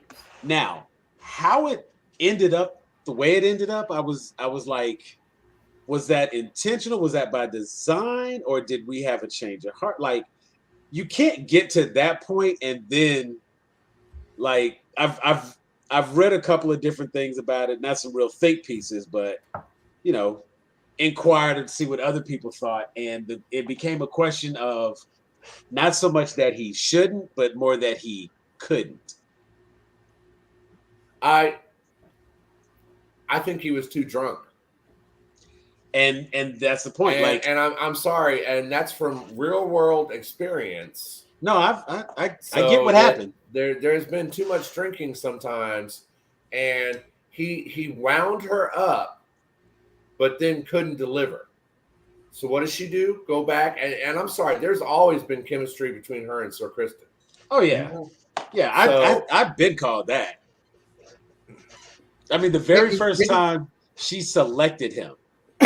Yeah, because didn't we have a conversation about that? We did on Wayne Wednesday. It was like that's what I'm saying. That was last week with him. That was last week's episode. We did a very accurate prediction of this episode. So every time I was like, not quite Simpsons, but I did the same thing. Like I was DiCaprio the whole time, like, ooh. And then I had this mental image of Jaime Lannister when he wound her up. Like he was like, because that's what they always said in the Game of Thrones when Lannister, they were like, oh, the Targaryens did it all the time. Right, and seeing the very first thing that came to mind with that, well, not the first thing that came to mind, but as I was watching through, when the Queen, when Alicent comes back out, and she calls it straight out. She's like, well, you Targaryens have a queer history. You know what I'm saying? Customs, yeah. Yeah, queer customs. Like, she just called a spade a spade. And you know what I'm saying? She's called it just like she sees it. And I say, Alicent, watch as we see now with the king, and she's still gonna be a Cersei to me, man. Like look, she's got when my man pricked his finger. Plans. What the hell? Like, is this what when they say like you step on a nail, you got to get a tetanus shot? Is this what happens if you don't get a tetanus shot? No, I think he has diabetes because he lost. I don't know if you noticed, but he takes the glove off. He's lost those fingers that got cut. And not only that, but his back in the first episode, the thing was this big, and now it's like this. He's got like all types of lesions all over his body now. Yeah, but that's a form. I don't have diabetes, but I believe because tetanus, it's something that gets worse. So and his seems to be manageable. No, but with him losing fingers and it started out as just a little nick on one of the swords on the throne. Now my man done lost 2 fingers. He's got all these lesions all over his body. He's looking sickly as hell. All he does is drink anymore. I was already feeling a little bad for Alicent, but right there, I was like, damn, babe. Like, damn, girl, that's rough. That is rough. Agree. And you know what I'm saying? Meanwhile, and I thought it was very interesting the way the episode, like, this is good writing. Just in terms of a series, of a show. And when we make the direct comparison to Rings of Power, it's like, wow, day and night. But this is really good writing because they use the visuals, they use the imagery to actually tell a story, as opposed to it just being gratuitous and being in there for the sake. I agree. It actually like moves the story along, and it gives you characters motivations, and it helps you understand and see things from their perspective. How about Young Boy? Right, Young Boy whips out the sword. My mama didn't raise no bitch, and you think, okay, they're back, and then all of a sudden you're, and you turn around and he's standing over him. Yeah, it's like I thought it was going to be the kid that was dead. It reminded me of what's her name, Mormont. He is a relation to what's her name, Mormont, the young girl from Game of Thrones that was like 11 and ruled yeah. I had those moments with him.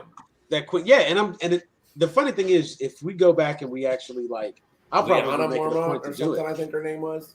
He will probably end up being like, I have to go back and get his name because he's probably going to end up being an important character. Because of course we've heard a lot of the names that we're familiar with. I've heard the name Baratheon. We've heard the name Lannister. You know what I'm saying? We've seen those people. We've got the Targaryens. We have these people, even with Corellius and, you know what I'm saying, his daughter, and we've got the queen that never was. We have all these characters to like really build this world around, and the stories that they're able to tell inside of that is phenomenal. Because this one, even though it doesn't have this intense battle and there's not a major fight scene every week, the story, the intrigue, the political drama, everything that's happening behind the scenes is a big deal. Because when my man got demoted from being the hand, I'm like, okay, he finna be unhinged now. Like, my man is about to go far left because he's been the hand. Junior. Like, he's been the hand of the king since before dude was king. Yeah, 2 kings actually. 2. So now he done worked his way in, and I was initially, you know what I'm saying, when Allison first was going, he was like, and you might wear one of your mother's dresses. Like, you can see it in Allison's face. She knew what she was doing. She knew why she had to be there, and she was following her father's orders. So it's not like it's on her. And to see that the king just caught on, you know what I'm saying? It's like, bruh, you got played. You don't even realize you got played, but you got played. Yep. And now that you realize you got played, it does make sense that it would make sense that it's actually just a luck of the moment that the hand would get the information he got regarding Rhaenyra, and he can twist that and use it to his advantage. He's a mix between Littlefinger and Viserys. Exactly. With his information network, like Viserys had with the kids. A little bird. Right, a little bird told me this. What are my little birds? However, I'll give Viserys props in that he either doubted, double-checked, whatever you want to say, the information given to him. Correct. Instead of just accepting it that that's what happened. Okay, cool. Let me do this. But I mean, it's one of those things. No matter how, and I think it was best explained by the king when he said it's not. She was like, because Rhaenyra was like, you don't even want to get my side of the story. He's like, it doesn't matter what happened. It matters how it looks. Perception versus reality. Exactly, and you know what I'm saying. Even when she goes, and of course she points out the double standard. If I were a prince, then I could, bed as many maidens as I want. And he's like, right. But you're a girl, right. And it's like you could have, but you're a woman. You know what I'm saying? And it's one of those moments where it's like you see even there, even in this fantasy world, double standards still exist. And I mean, they've been very clear about that with Game of Thrones, because even when we go back to Brienne of Tarth, you know what I'm saying? Like the double standard that existed with her, and she was a hell of a knight. So I'm, you know what I'm saying? I like to see these characters really kind of fight through their struggles, and I want to see them come out on the other side. You know what I'm saying? Like, I don't know what Damon's initial plan was, because on the one hand, I'm like, okay, what if?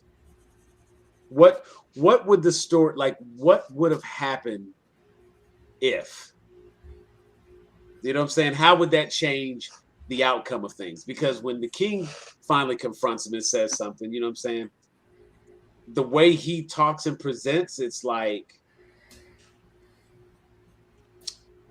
you're not really explaining yourself. You're not defending yourself, but What was you really trying to leans do? Into that Targaryen. I'm a Targaryen, so anything is okay. I'm of the bloodline. We are kings and queens and of old Valyria. It doesn't matter what I do because I'm Valyrian. I'm Targaryen. It doesn't matter. I'm the shit. Yeah, pretty much. Whereas Viserys has that whole like I worry about popular opinion or perception, that kind of thing. I'm the king. I have to think about what people think of us. Daemon doesn't give a shit. Mm-hmm. Daemon's going to do what Daemon wants to do, and when Viserys sends the messenger and says, "Oh, I'm sending 2,000 ships, and I'm sending this to help you out, brother," that's when Daemon was like, "Whoa, F you. I'm going to go solve this right now before your people get here. Right. I don't need you. I'm going to handle this," and does. But at the same time, he was also like, I think the fact that he handled that was, I won't say it was luck, because obviously Daemon was damn good with the blade. So yeah, but apparently Targaryens know how to duck and dodge, and Starks don't, because they only got hit by 3 arrows. Right. You know, but that's something they teach in Targaryen school, not Stark school. Well, see, that's the difference between having the blood of a dragon in you and like being adapted to the cold. Because when you got the dire wolves are totally different than dragons. So did you notice the dagger in the fire? Yes. And Viserys just bends down and picks up the dagger, and it's glowing red. The blood of the dragon. I was like, all right. I see where Daenerys got it from, because like that thing is red hot, and he's just like, oh, by the way, read this. But see, like looking at it, and of course, I was kind of thinking that as well. And I was like, well, he's holding the handle. But even then, the handle would still have to have some heat on it. It's got to be like, how does but that it was work? That whole one ring hidden by the fire inscription. Like it wasn't when the blade was hot that you could read. Right. It was only when the blade was hot. And so, of course, it was definitely the dragon's blood that allowed. Because we see early on at one point when Rhaenyra's down in wherever they keep the tomb or the head of that one dragon skull. She's just sitting there just kind of playing with the fire. Yep. You know what I'm saying? She's just running her hand back and forth through the flames and whatnot. And I mean, granted, you move it pretty quick. Hell, I could do that right now. But knowing that she's a Targaryen, you see that super bleached blonde white hair is different with them. It's different with them in fire. So, I mean, it's a whole other story. But just from the excitement in our voices, you see what you need to be watching. So if you are not caught up on House of Dragons, you need to hop on House of Dragons. Not to mention that, all right, so Sunday, I went and watched House of Dragons about 9:30-ish when I got off work. And I would say by like 10:30 at night, I was scrolling through Facebook, and there were already memes. There were already spoiled. Oh, yeah. So if you're not watching, you're going to get spoiled. And this, I mean, because it's definitely one of those great memes. There really has been. There really has been. But it's also, it falls right back into the same element. And I think this is kind of what Jeffrey was talking about a moment ago. We're talking about House of Dragons. Yep. Like shit is happening on House of Dragons, and we're talking about it. Right. So you either have to like be up or get left. You know what I'm saying? You have to keep up or you get left with this one. And you know what? Let me try to make this make sense. Your cart is going to be at the back of the line. You mean like the middle back? No, the back. Maybe like 10 people get that joke. You know what I'm saying? But if we say like Mama didn't raise no bitch and I pull my sword, everybody knows what we're talking about. You know what I'm saying? And it's because what's happening on House of Dragon is interesting. What's happening on House of Dragon, it is intriguing. They sprinkle in just a little bit of action, but the drama that's happening, the political story that we're seeing unfolding, that drama is interesting. And it's what we expect out of Game of Thrones. So we're still getting a lot of what we would expect to get from a Game of Thrones story. But at the same time, we're getting new content because these are new characters and we're learning these characters and how they're going to interact and what they're going to do.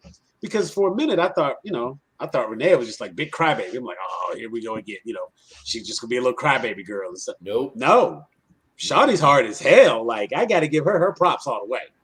You know what I'm saying? And it's just like, she's really one of those people that's just like always been forced to play her role. And I think I had said last week, my statement was, I was like, she's going to marry just to get out of there. That was what I thought. I thought she was going to marry somebody just to get the hell away. Now she's going to marry somebody to be sent the hell away. It's a little different, but I like the way they're doing that. And even who she has to marry. She's not going to marry just anybody. Like, you can tell. She doesn't care. Dad's already said who she's got to marry. Sam, is that new mug you showed me earlier today? That is my new mug. So, because I have this one in solidarity, sir. I appreciate it. Thank you so much. Oh. Now, I will say, if there was anybody in particular that wanted one, I might consider going back and picking up one of the Batman ones that I saw. Oh, man. Oh, you said Batman. I thought you were going to pick up one for me, sir. I could probably grab another one. I will say this is the first time I've used this mug in forever, because normally I drink out of my Grown A Geeks mug every morning. It's the only coffee mug for me. It's sitting in my Keurig ready for tomorrow. Exactly. You're going to make me pull up the merch page. Hey, you're not the only used salesman in this group, sir. There we go. Now, I will say this. All right, so I call when you can't quite put your finger on something, and this comes from Blockbuster and my Hollywood video days, a movie having the magic. It could have B-movie actors. It could be not an A-list title, but it has the magic, and it's good. House of Dragons has that magic. Rings of Power does not yet. Samaritan had that magic. I enjoyed that movie, actually. And I saw a twist coming, but not the twist I expected. I have not watched that yet. I need to. That was not the twist you expect. Oh, my God. I didn't want to say it in case anybody watched it, but I was like, bro, oh, my God, I know where this is going. And I would like hit the nail on the head with that one. And it's one of those things, like, once you know the twist, if you go back and, like, I'm not going to force anybody to go back and rewatch it. But if you go back and you look towards the beginning of the movie, all the signs are there. You think Samaritan, all right, so I'm a sucker for any old actor, like Stallone, Schwarzenegger, even Van Damme. Oh, yeah. And I watched Samaritan thinking, okay, this is going to kind of be like, what was the Rocky movie where he's older and he's training? Not Creed. Rocky Balboa. Creed, I think it is. Rocky Balboa. Yes. Okay. Yeah. Where it's like, all right, I can see the time jump. I can see the fact that he's no longer the action star. He's more of the teacher mentor role. And I thought, all right, that's what he's going to do with this little kid. Not the case. There were some nice little twists and turns with that the kid and with Samaritan himself. Yeah. I mean, I enjoyed it. Definitely. I don't know if I'd say I'd watch it twice, but it's definitely worth a once through. It is really a good Stallone movie. I just don't feel that you need to watch it twice. I enjoyed it as well. I watched the entire thing. I do feel it was a little predictable. I do feel like I was able to very easily say what was going to happen, and what I thought was going to happen is exactly what did happen. And that's fine. There's nothing wrong with, like I can't even tell you the number of movies I figured out before I got to the end. So it's, I'm not even a bad movie though. Yeah, I mean, I'm saying that it's not a bad movie. It's got good action sequences and whatnot. Stallone actually looked really good as a superhero. You know what I'm saying? Or the way they presented him, the way they presented his character, the mythos around him being a superhero. Like it gave me Bruce Willis in the raincoat from Unbreakable. Kind of those kind of vibes where it's like maybe he is, maybe he isn't, and you're sitting there watching, trying to figure out and say for sure. So I definitely I was good with all of that. My only complaint ultimately was the twist. I saw that scene you have with I think you posted where he's got the hammer right there at that moment. I was like, I called that. I think when we were on the call and I was saying like I'm watching, I'm like, yeah, but I see what's gonna happen. I'd already figured it out well before that. By the time that came around, I couldn't even be excited about the twist because I was already expecting it at that point. And that was the only thing that kind of let me down with that. All in all, still a good movie. Still enjoyed it. Not a bad watch. I also got a chance to check out, thanks to Disney Plus. We watched Thor, Love and Thunder. I've not watched it yet. Finally checked that out. It's you know what? Honestly, I liked Ragnarok better.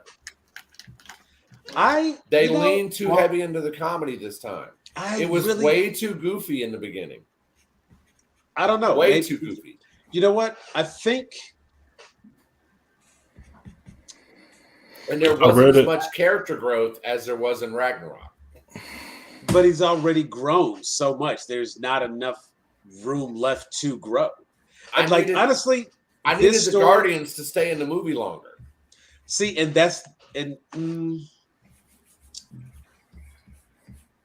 no. The only thing I did like was I did like was his interactions for the most part with Stormbreaker, where he was trying to talk to Mjolnir, and then Stormbreaker just comes. He's like, "Oh, yeah," and he's like, "Oh, hey, yeah." That and the screaming goats. The screaming goats irritated the hell out of me at the beginning. They made that movie by the end of it. To hear their yell or their scream, I was like, okay, that's. Yeah, I was definitely. That's funny. I will say honestly, and maybe it's just me. Maybe because I didn't laugh as much, but I did not think that the movie was too silly, or I didn't feel like it was trying to do too much. I will say that the interaction between Thor and the Guardians is definitely reminiscent of the way Thor interacted with the Guardians the first go round. Yeah. And so that whole opening segment, it's almost like that opening segment is not a real part of the movie. If you listen to what's happening, it's Korg talking. Korg wasn't there for the beginning. So what? Yes. Korg was not there with the Guardians, so it's kind of like I want coffee. It was hearsay for him. He made up what happened. Not even made up. He was just repeating the story, paraphrasing, and you know what I'm saying. And so it's like he's embellishing a little bit because he's talking about the story of the space Viking. You know what I'm saying? And so it's like it's intentionally done the way that it's done for that part. Taika Waititi, the New Zealand Spike Lee. But Valkyrie, you know what I'm saying? Valkyrie and because he gonna be in the movie. Oh, he definitely in the movie. Oh yeah. Yeah, Valkyrie. It was the characters around Thor that made that movie good, not necessarily Thor himself. But I also don't think that Thor did it. I don't think Chris Hemsworth did a bad job as Thor. I don't think the character in the movie was out of place. I think he was definitely serious at the times that required him to be serious. He was aloof and, out of context, the way Thor is always aloof and out of context. And the rest of the movie. I honestly can't figure out why people were so disappointed with this movie. Given that it was a bigger, more of an ensemble cast, a majority of the movie.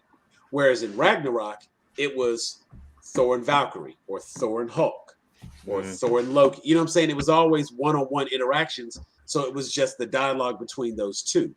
Now, if you think about it from the standpoint of it being an ensemble cast, Thor is not the main character. He's just a supporting character. Valkyrie got a lot more screen time, and I wanted even more screen time from her. Yep. It was fantastic because I could just watch a whole fucking movie with Tessa Thompson as Valkyrie. Tessa Thompson in general, but definitely as Valkyrie. Natalie Portman, well, damn, Natalie. All right. I see you with your big guns out. 4 stages that we know of. Right. So, you know what I'm saying? Not just that. Not just that, but Mjolnir, when she threw it and it that was awesome. That one got me. That got me. I was like, all right, that's dope.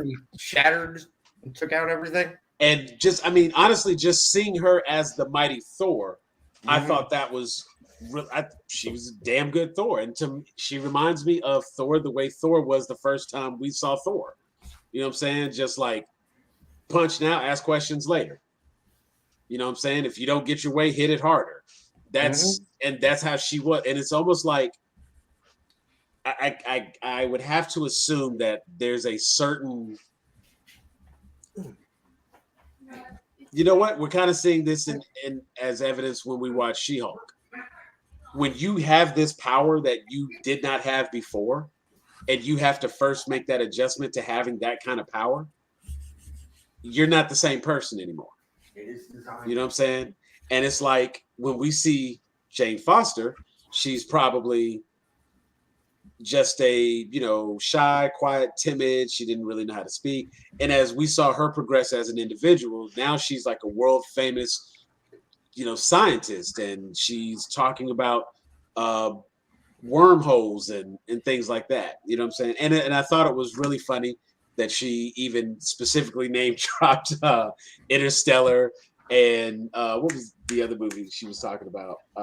Event Horizon. Event Horizon. You know what I'm saying? Because in both cases, they did the same thing where they took the piece of paper and stuck the pin through it. That's how I tell people about wormholes to this day. So it was like seeing that moment and seeing her. That's one of those times where she's Jane. And we get to see that Jane is Jane the mighty Thor. or what was it? Jodie Foster. Jodie Foster. Right. He called her Jodie Foster. Jane Foster. And he's like, yeah, okay. So it's I enjoyed the movie. I would give it Love and Thunder 6.8. And see, I said 7 out of 10 when I saw it. You know what I'm saying? The person I saw it with didn't care for it as much. I went back. I found the honest trailers, and they did Thor Love, and I literally they nailed what the problems are with that movie. The inconveniences. Honest trailers got it 100% right. I'll be sure to check that out. So I have a question for you, Jeff. And Jeffrey, you said you have not seen it yet? No, I haven't. All right. So, Sam, remember the message I sent you the other day? Would that ruin anything, bringing that up? I don't care about spoilers. Okay. And yeah, because we did a good job there dancing around what we liked about the movie without ruining it for Jeffrey. So, spoilers don't ruin the movie for me. I'm so busy looking at I'm looking at so much stuff when I watch a movie that I feel like if it's just like to me it's like if a movie is just hinging on the fact that you don't know what is about to happen. If you do know what's about to happen. Like when I watch a romantic movie, I know 9 times out of 10 the people are gonna end up together. So if you tell me at the end they end up together, it's like, oh, you ruined when Harry met Sally. It's like, motherfucker, the name of the movie is When Harry Met Sally. No matter what happens in this movie is about when they met. And the only reason you would care about when two people met is if they actually had a relationship together. So, spoiling movie. If it was that important for me not to be spoiled, I see it like opening weekend. I feel like the responsibility is on me. That's why I don't watch trailers. That's why I if I want to see it that bad, I just don't even pay attention to anything about it. That's how I am. But and I will say, I make it a point if it's a big deal movie, something that I'm truly interested in, I will get a social media blackout. I go ghost until I get the content viewed and watched, and then I come back. And right, like when Black Panther 2 come out, I'm not getting on no computers until I've seen it. Right. I understand. But I'm also trying to see it like day one, so you ain't got to worry. You know what I mean? Like, it's not gonna be an issue. It's like, you know what? I just be tired of work the next day. That's how that's gonna have to be. You're talking a couple hours, not a couple days. Right. You know what I'm saying? My main thing would be like, I got to be in that first showing so that the people walking out the theater don't say some bullshit that get them beat up. Headphones, man. Headphones. I wear when I go to the movies by myself, I wear headphones until the previews start. Yeah. I don't want to hear what nobody next to me is even thinking is going to happen. I don't want nobody talking about the article that they read and this. Nah. I don't want to hear nothing, man. I'm here for the movie. So, Dave, what was that cool thing you pointed out to me? Made me go back and look. This is not really a spoiler. It is an Easter egg. So, Jeff, you remember towards the end of the movie, Ford kneels down, chats with his niece, daughter, whatever you want to call her, before they're fixing to go out to a battle. You see them run out of a vehicle. What vehicle did they run out of? Not Sodacar, but it's from the Trash Planet. Sorry, I just recently watched Dune, so I have all that terminology in my head. It's from Ragnarok. It's not Asgardian. No, it's not Asgardian. It is not Asgardian. Which means that there was a time jump between him taking care of her and him running out of the vehicle with her. We're gonna do one better. I'm gonna show you. I don't know, Sam. Are you gonna toss a picture up or? I'm working on it now. I constantly change my logins, and I have to remember what the hell the Disney Plus login is. I can hear Sam over there working on it. Yeah. Because and this was like a really cool thing, and this is not something that I found. Because honestly, at some point, I took a 5-minute nap in the middle of this movie, and completely missed that section. I had to go back and watch it myself. And I mentioned it to Sam, and he had to go back and watch it. I just had to see that scene. I was like, "What? Nah, that's not." Was it a Pizza Planet van? Interesting, you would say that. I would. Yeah. It is not the Pizza Planet van, but the very first thing that comes to mind is probably almost got it pulled up, and I can say it. Pizza the Hut. Oh, from Spaceballs? Hold on. That's a funny alliteration because it. No. Let's see. Boom and boom, and we're gonna bring it up. Here it is. There. Okay. Oh, they not letting you see it. Okay. Yeah, they did. Man, you think the mouse about to let you put this stuff on YouTube? You're right. No. But see, it's cool because I got my computer, so it ain't got to be on YouTube. So, long as they don't come for me and be like, "What was you trying to do? Shut down your account?" You can't show that. They'd be like, I hit it with that goofy. I'd do it again. Right. Let's see. Okay, boys and girls, let me show you cool stuff about your computer. Press the print screen button. Open up. Paint. Paste. Screenshot. Crop. Bam. Now you got a JPEG.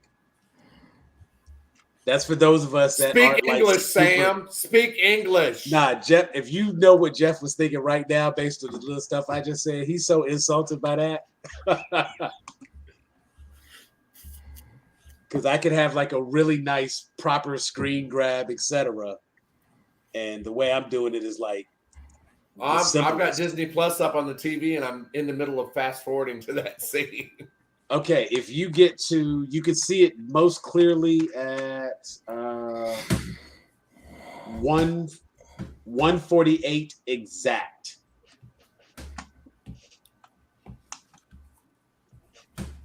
We'll have, here we go, paint. Boom.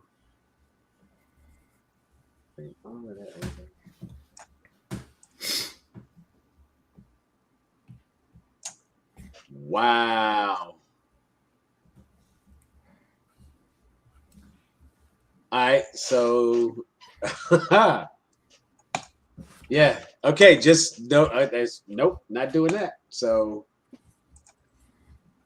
okay, yeah, like can't print screen, can't share the screen, can't print the screen. It's Disney, man. They're on that crap. Yeah. They are. I mean, you gave everybody the timestamp. Yeah, If you care, go check it out and leave a comment. Let us know that you saw it. But right down to the spiraling staircase, this looks like the Space Winnebago from Spaceballs. It does. And now that you say it, I'm literally looking at it on screen and I'm like, okay, where's Lone Star? right.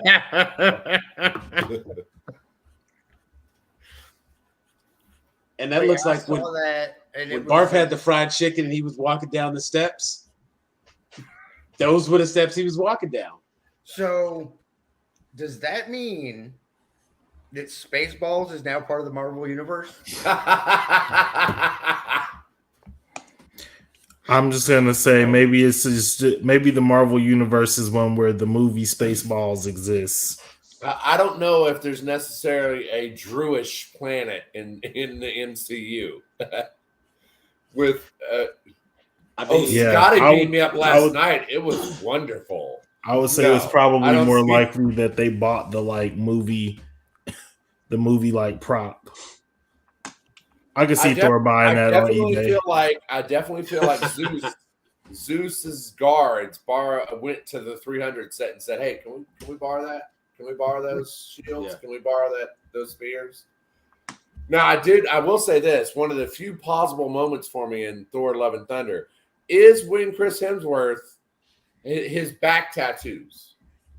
Yeah, I had to rewind it and pause it because it's all about his brother Loki and all this stuff. Like I went back and paused it and I was like, all right, let me look at these back tattoos because I didn't know that Thor had tattoos up until then, but they're all about Loki and remembering his brother and mischief this, and it was great. Man, I'm tired of Loki. R.I.P. Let it go. He's Marvel's joke.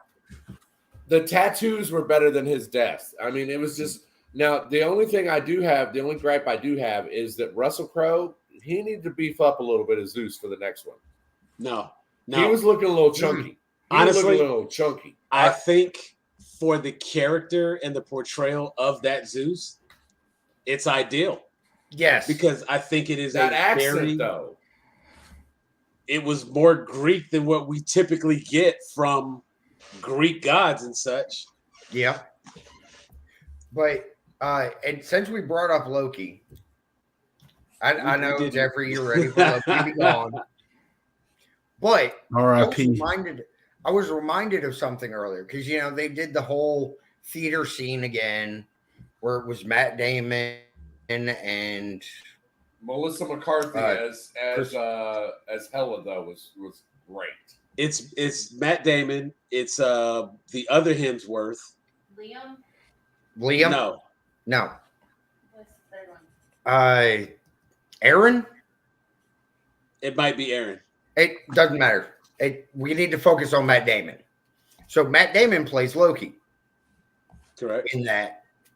So I watched the reboot or the Jay and Silent Bob reboot today. Mm-hmm. And it reminded me of something because Matt Damon is in that talking about his character Loki from Dogma. I have not seen the reboot yet, so I need to check that out. Well, you've seen Dogma, though. Oh, I love Dogma. Dogma is great. Matt Damon plays Loki in Dogma. Yeah, no, I know. That's one of the best religious, spiritual movies. It makes you the irony, though, the irony that he was Loki. Yeah. Huh. I didn't think about that. Yeah. And I missed that. I didn't peg it until today. And I was like, I never really thought about that. So I thought that was hilarious. So we've talked about Rings of Power, House of Dragons, Thor: Love and Thunder. We've talked about Samaritan. What else we got on the plate, Sam? Honestly, I think it's time to go on and hop into the biggest and best topic, because it's just so much to cover. Because matter of fact, let me see. Can I just make this a background image? Well, if it's from Disney, we know the answer is no. Well, I have a question. If we're going into something really big, do we want to get back to the whole Final Fantasy question to Jeff from earlier? What was the final? I missed that. Final Fantasy VIII. What are your thoughts? Final Fantasy VIII. Hold on, let me think. That's Squall. That's the junction system. That's the draw magic system. I liked Final Fantasy VIII. I liked that they tried to do something different with the. And now, granted, you could power game the hell out of that. Wow. Continue. Okay. I enjoyed Squall. I enjoyed the way you drew magic to power up yourself. I liked some of the things they tried to do, because like 7 was amazing. 6/6/3 was top tier. Like, it's still one of my favorite games of all time, with the different characters and the different parties and Cyrus and Sabin and being able to suplex a train. And 8 was different enough, and then they kind of went back to their roots with 9. But 8 was definitely, at the time, a departure from the normal Final Fantasies. And I hated it. I own them all. I own 7. I own 7 Remake. I own 8, 9, 10. I've played all the way through 13. 12 is my favorite. 12 is my favorite of all out of all of them. With the gambits, and where you could set everything up to be automatic, to where literally I could be on my controller and literally use just the left analog once I set my gambits up in later game and not touch a button and still be working my way through the game, no problem. So I enjoyed 7 Remake. I played on easy mode because I ain't got a lot of time, but I enjoyed how they expanded on what you knew about 7 to begin with. It wasn't just a replay through. True. There was in fact, it was a different version of the same game. Correct. With much better graphics. I agree, but at the same time, we as older gamers, older geeks, we have that nostalgia filter where like I'm playing through Wild Arms right now. The original. It was 447 megs, cost $9.99. Took my PlayStation 11 seconds to download. That's how small this game is. I literally backed out of the PlayStation store and was like, oh, I wonder how long this is going to take. Oh, it's done. Oh, okay. It's already done. So I graphics for me, having grown up in that era, graphics take a backseat to story. I love graphics, don't get me wrong. I'm looking forward to the new Tekken. I've enjoyed the new Mortal Kombat with the X-ray finishing. Like there's things about graphics that the newer systems can do that the older systems couldn't. But if they ever remake Final Fantasy VI and touch it up or whatever, I'm still gonna see the same game that I played through when I was younger through that nostalgia filter, because that nostalgia filter adds those graphics. My imagination adds to those graphics already, to where when they, like the Final Fantasy VII Remake, when it came out, the graphics were amazing, but in my mind, it was no different than the Final Fantasy VII I played. And I own both versions. And I went back and I played Final Fantasy VII. And I mean, intellectually, I can see the difference. Don't get me wrong. But story-wise, it's still all there. It's the characters. It's what's happening. The heartstrings it pulls at. When Sephiroth stabs Aerith, it is no different for me than when I originally played. Oh, God, dude. Spoiler. Oh, my gosh. Like, you haven't played it in 20 years? My bad. Oh. I thought we were till Tuesday, not 20 years from Tuesday. Wait, I still want to do a side-by-side comparison on those two. It's bad. There's a huge difference. Huge difference when you do a side by side. Who knows?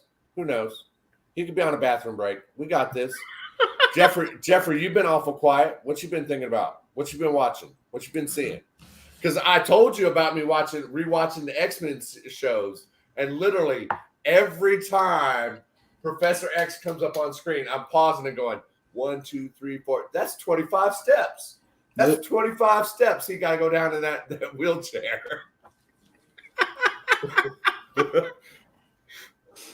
After we talked about it, I watched First Class, Apocalypse. It's a lot of it's a lot of stairs in the X Mansion. The only time you see an elevator is when they're going down to Cerebro. The underground levels. Yes, I agree. Anytime I saw anything above ground. Now I forgot how iconic the Quicksilver scene was. I rewound and watched that 2, 3, 4, 5 times.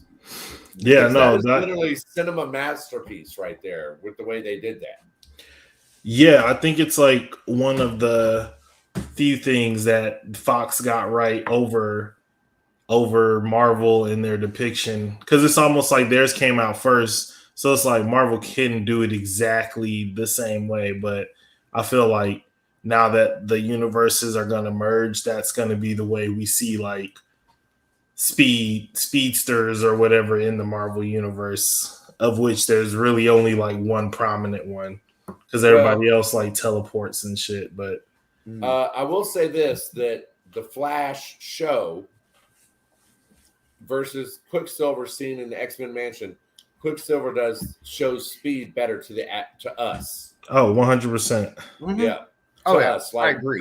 The Flash, I mean, they show that the Flash is fast, but watching the Quicksilver scene again, I was like, well, that's just. And I mean, it's like, honestly, like I wish I don't even mind when the Flash does the cheap thing where like he like leaves and you just see like the little off-screen flash of light and papers fly in the air. It's like, that's cool, because that's much more effective to me than like when they show the 3D guy, the 3 CGI guy, and his like arms are all like flimsy and running. The biggest thing is like they never get the running right. Like they never put these guys in like track and field classes or something so they don't look weird run. Most people have like a weird run. They all took the Tom Cruise running class, to me. Like Tom Cruise, he runs in every movie. Tom Cruise is upper echelon on-screen runner right there. So that man, he runs from any and everything, and especially his gay thoughts. So his what? His gay thoughts, man. Like Maverick is the first movie I've seen where I watched his Top gay Gun Maverick. Fox. Gay thoughts. Oh, thoughts, like in his mind. I thought you said Fox. I was like, I don't know if that's some weird Hollywood stuff they got going on. But Maverick was one of the first movies I watched with Tom Cruise in it for a while. That he was running, and they might have punished themselves for that football scene, which that gets me. Like all the actors when the movie came out were talking about, oh, it was so grueling, it was so punishing, and all. The football scene was 5 minutes of the movie. Why did you abuse yourselves for a football scene that lasted 5 minutes? Everything else, they were sitting down in a cockpit. Because Tom Cruise said to do it. Mm-hmm. The rest of the movie, they were either sitting in class or sitting in a plane. I mean, that's all Top Gun is too. It's driver's ed for it's justice though. I enjoyed that movie. It's fighter jet driver's ed, and everybody's excited about it. Yeah, I will never look at that movie the same way again, Jeffrey. Thank you for that. I will say Top Gun Maverick gave me definite Star Wars vibes though. So your target point is a thing 3 meters wide, and you have to go down the mountain, aka down the trench. So you have to. Yeah, I mean, I was like, okay, this is Star This is Star Wars, but like with fighter planes, not X-Wings. Like the whole movie. Now, I will say it was nice to see Jennifer Connelly, because Jennifer Connelly I've had a crush on since Career Opportunities. I started crushing on her in Labyrinth, and then when I saw her in Career Opportunities with the little tank top, I was like, that's my future ex-wife right there. That's her. So that's still going to be Fast Times for me. Fast Times. Okay. Yeah, it's just... No, Requiem for a Dream. She looked good in the first 5 minutes of the movie, but after it descended, I was like, "Whoa, yeah." So that's good acting, though. Yeah, it was. It was amazing acting. So I'm still stuck on. I'm waiting for the new D&D movie. I'm not gonna lie. I'm literally that's my next thing. Yeah, I don't know. Like, I'm definitely wanting to see that, but of course, just because that's got Chris Pine, I want to know more about this. Don't Worry, Darling. It's so much drama and shit going around that. What is this? What is this movie? Shia LaBeouf was supposed to be in it, and then they got Harry Styles to replace him. It's got and Olivia Wilde was dating him, and then something happened, and it's to me what it looks like is it's got Florence Pugh. Kind of got my attention right there. It looks like basically like an update on like kind of the Stepford Wives idea, and I think Olivia Wilde is kind of trying to tell like a story from at least from what I feel of like, you know, people. It's like I hear people. It's like when you hear people like be like, I was born in the wrong decade. I should have been born in the 50s. And it's like, you don't realize how incredibly repressive of a society America was compared to now in the 50s. It's like, I always bring up like, yeah, no thanks. Like the 50s, not necessarily the best time for people like me to be around. But if you want to just see what it's like to go down to the Cotton Club and listen to some folks play jazz, like, cool, yeah, if you got in a time machine and got transported back to the 50s, you might be all right. But, you know, especially with the focus for her movie being on women, and I think just overall between this and Booksmart, Olivia Wilde seems to be trying to just like tell like she seems like she's trying to tell stories about what it's like to be a woman in America, at least on some level, and whether that's coming of age with Booksmart or kind of this, what is this fantasy that like everybody has about like American life and American ideals and the American home and the American family, which, you know, this is one of those movies where I was like, I'm not even that mad there's no black people in it, because this is something that like maybe, you know, y'all could talk about in y'all's community, and, you know, I'll sit on the outside and see what sorts of results y'all come up with based off of seeing this movie. But I'm watching the trailer. Florence Pugh is. I haven't heard of it. The trailers like it like gives you nothing, but like also gives you everything. I tend not to watch a lot of stuff about movies coming out. I'd rather it come out, me watch it, and be surprised, because 9 times out of 10, we've talked about this before, especially Red Band trailers, they ruin it. Yeah, no thanks. So I'll watch the initial teaser trailer, and that's it. Yeah, same. I think that's one of those movies where it's like I probably ain't gonna see it. I probably would have seen it if I still lived like in LA and like everybody around me would be talking about it, and so I don't want to deal with people like asking what I think about it. But yeah, I live in Atlanta now. I don't really have nobody in my circle about movies like that with, so I don't think I'll be seeing it. Not pressed to see that one. Nah, not at all. Yeah, I'm just watching the trailer. It's not an opening weekend thing. I will probably check it out. What were you going to say about Florence Pugh? Oh, I was just going to say, I think she's an incredible actress. She's been getting like a lot of rave reviews on her performance in the movie, but like she didn't really. I think the movie itself is not getting the best reviews, but she is getting good reviews for her performance in it.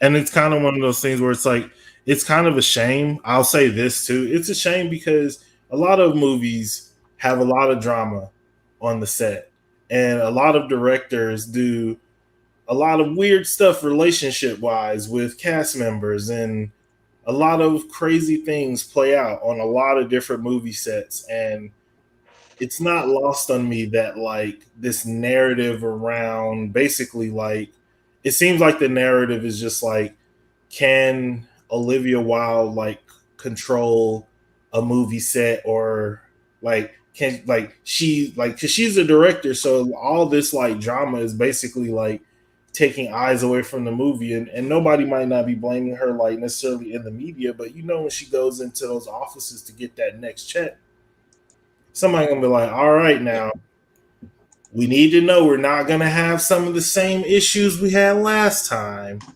Like, you're not putting your boyfriend in this movie, and you know we don't like, how young do the girls have to be? Like, we don't want any, like, it's just the way that people are like talking about. I mean, it is salacious. It is something where people are looking for anything to like latch on to drama wise, but at the same time, it's like, it's unfortunate that like the ramifications are going to basically be like, this is why there shouldn't be women directors. Yeah, this is a referendum on like whether women should be and can direct in Hollywood, when the reality is like there are like well-known cases of like numerous actresses being sexually assaulted by directors in Hollywood, and like nothing happening to those directors for the most part.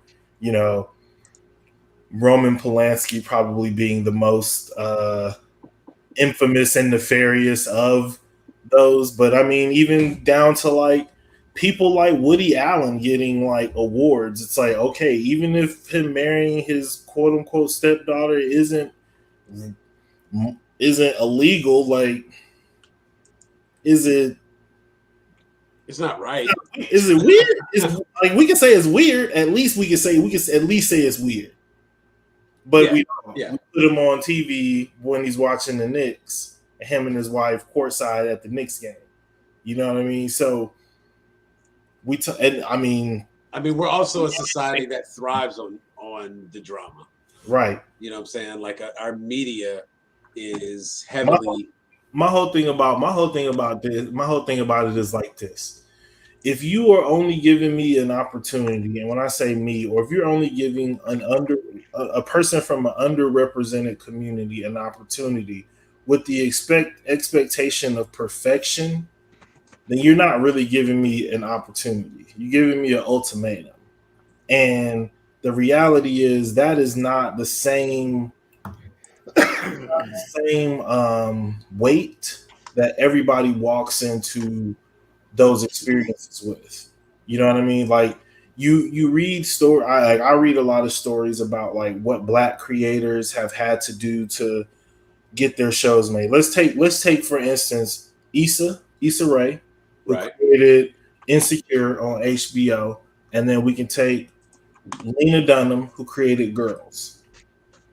Now, according to all the infamous stories, the pitch for Girls was like Lena Dunham wrote some shit down on like half a page of loose leaf paper and went into the HBO offices, and basically she didn't have characters fleshed out. She didn't have any of this stuff like really fleshed out. She just wanted to make a show about what it was like being a young girl of a certain age living in New York in these times.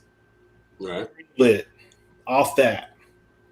Issa Rae already was making the damn show and putting it out on YouTube, and had like a very, very, very large following. And when she went into that office, they still were trying to change her show. And they still were trying to give her like all these notes about what she needed to do and not need to do, and this, that, and the third. So it's like, okay, the show was made. The show is incredible. I think for one subsection of America, it was must-see TV every Saturday night. And basically, like, if you wanted to have a conversation with a group of Black people on Monday after a new episode of Insecure, if you didn't watch Insecure, you ain't had nothing to talk to us about. And the reality is, who gets to fail is really the true marker of like how far we've come. Because There's tons of directors who make duds, who make movies that fail financially, movies that fail critically, or both, and still get other opportunities because when they walk into offices, everybody said, "Oh, well, we get it. Like it was a tough market, or it came out at the wrong time, or we didn't do this." About like they're willing to work with certain people, even if they bomb, because they see themselves. The people who are writing the checks see themselves in the people who they greenlight. They don't greenlight stuff they don't understand. They don't greenlight stories that they don't get. They don't greenlight stories that don't appeal to them unless they are specifically going out of their way to do like some form of like diversity and inclusion. And even in that, it's like I said before, do you get the same opportunity to fail as like other people do? Or is the weight of it perfection? Take a show like Lovecraft Country. From what I understand, that's what I was waiting to bring up. Misha Green. I want to see more from her. Yeah, and people want to see more from her. People want to see more Lovecraft Country, and HBO is just like, meh. That's one of those shows that it's like Firefly to me. Like, why did you cancel it? Why? It's like well, Firefly didn't get no ratings, so you can quantifiably say like, yo, nobody was watching this show. It was enough of a cult classic. He got to make a movie, though. True, but that's the other thing. He failed. He failed at making a show that was a hit, and he failed into finishing the story with the movie. We still waiting on the Martin movie. We still waiting on, you know, some of these. There's so many black shows that got canceled with cliffhangers. We still trying to find out like what happened to Miles when he got kidnapped at the end of Moesha. We still want to know if Moesha pregnant. We didn't even get to see Steve Urkel and Laura get married on camera. Yeah. He just went to outer space and then came back and they kissed and said, yeah, we're going to get married in 2 weeks. Last episode, we've been waiting on Steve Urkel to finally get his chance with Laura Winslow for how many years? And you don't even show us that wedding on TV. Right? That's disrespectful. But we got to see Zach and Kelly's. Man, we got a TV movie with Zach and Kelly. No. We got to see them go back to the damn school as teachers and principals and shit. Yeah. Which was a good show. It should not have been canceled, in my opinion.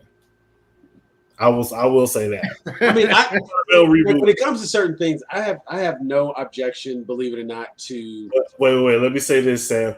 The Saved by the Bell reboot was good, but the Saved by the Bell reboot also had more people of color on it than the original one.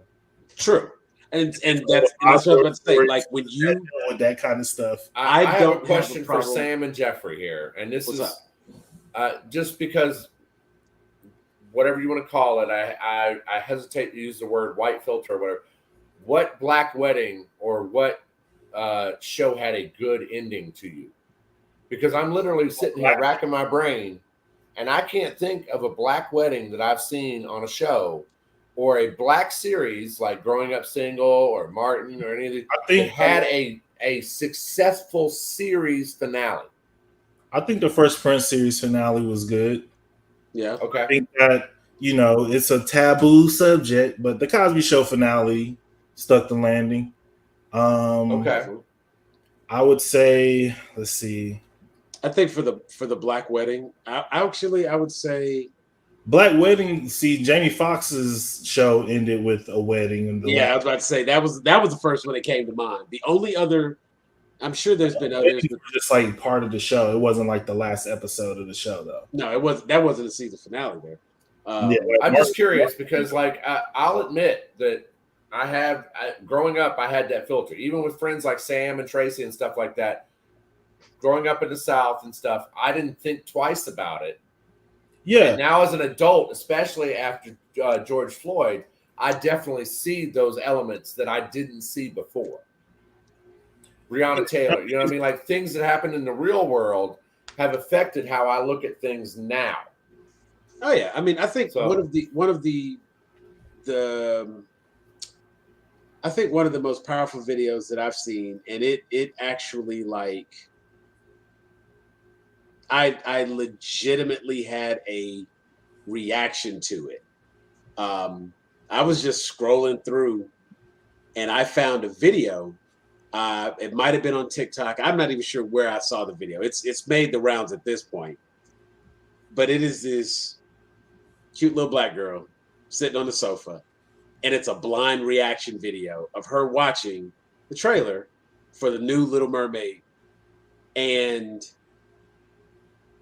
like, I have a daughter, and just thinking about the different things that has been available to her versus what's been widely accessible, and watching that little girl on the screen react to Ariel and the smile that was on her face, it's a visceral moment. Surreal. I mean, it's a feeling that you really can't describe to somebody. This is the way that I've kind of been processing it.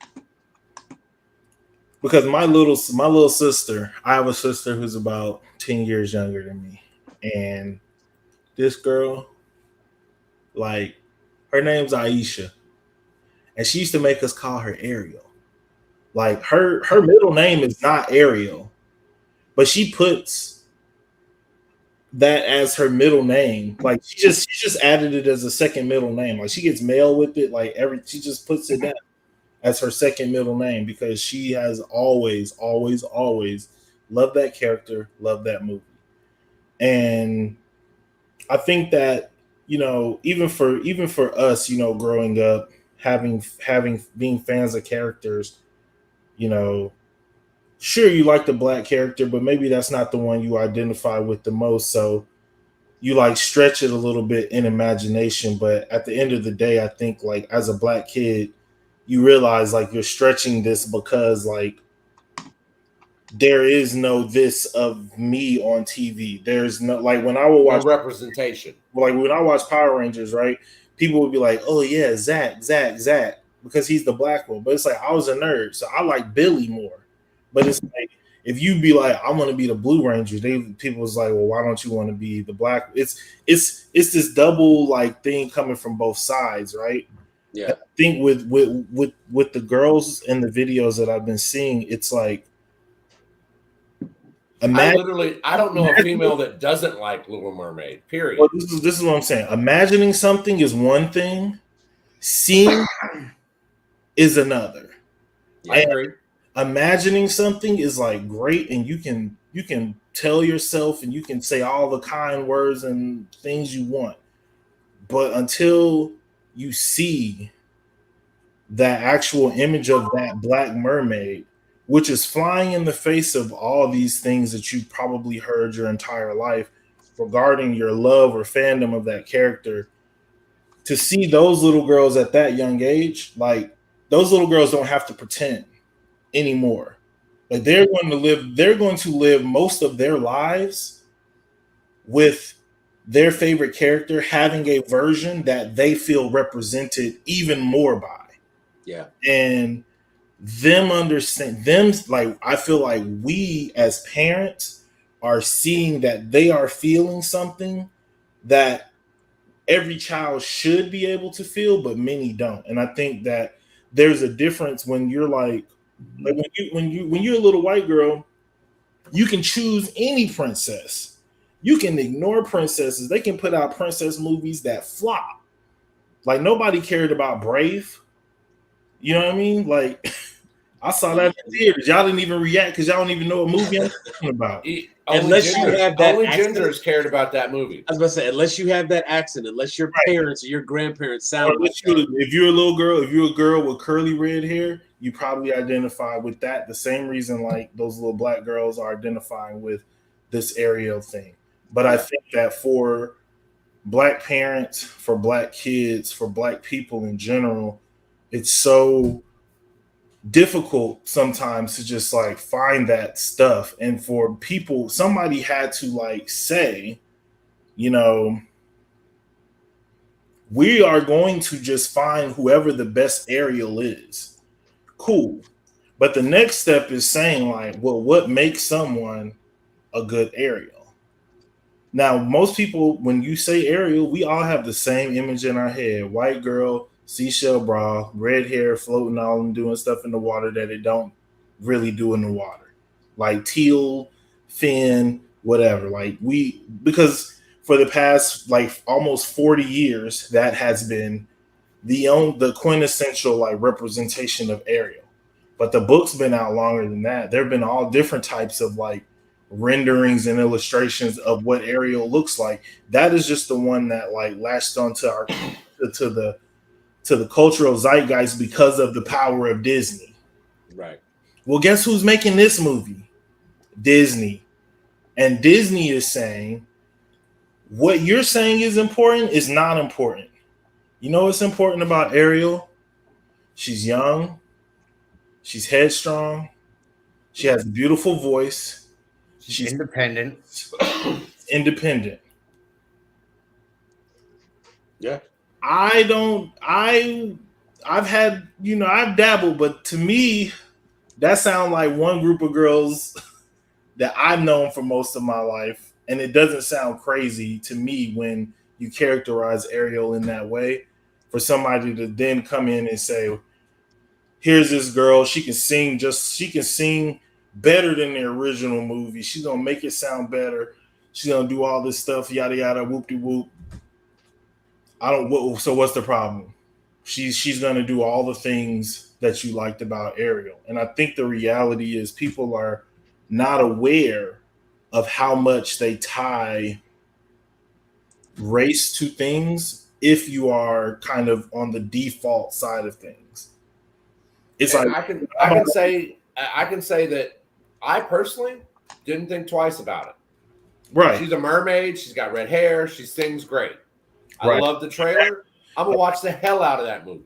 But imagine this. Imagine you are a 38-year-old white woman who grew up in a time where having red hair was not like because there's communities that where red hair is like, oh, that's some other stuff. I don't date redheads. Actually, my ex-fiance was a redhead. That's a rule of mine. No more redheads. The whole scene in Tomcats where he walks out of the house and the fence hits him no more redheads. No more redheads. That's me. See, that's a personal.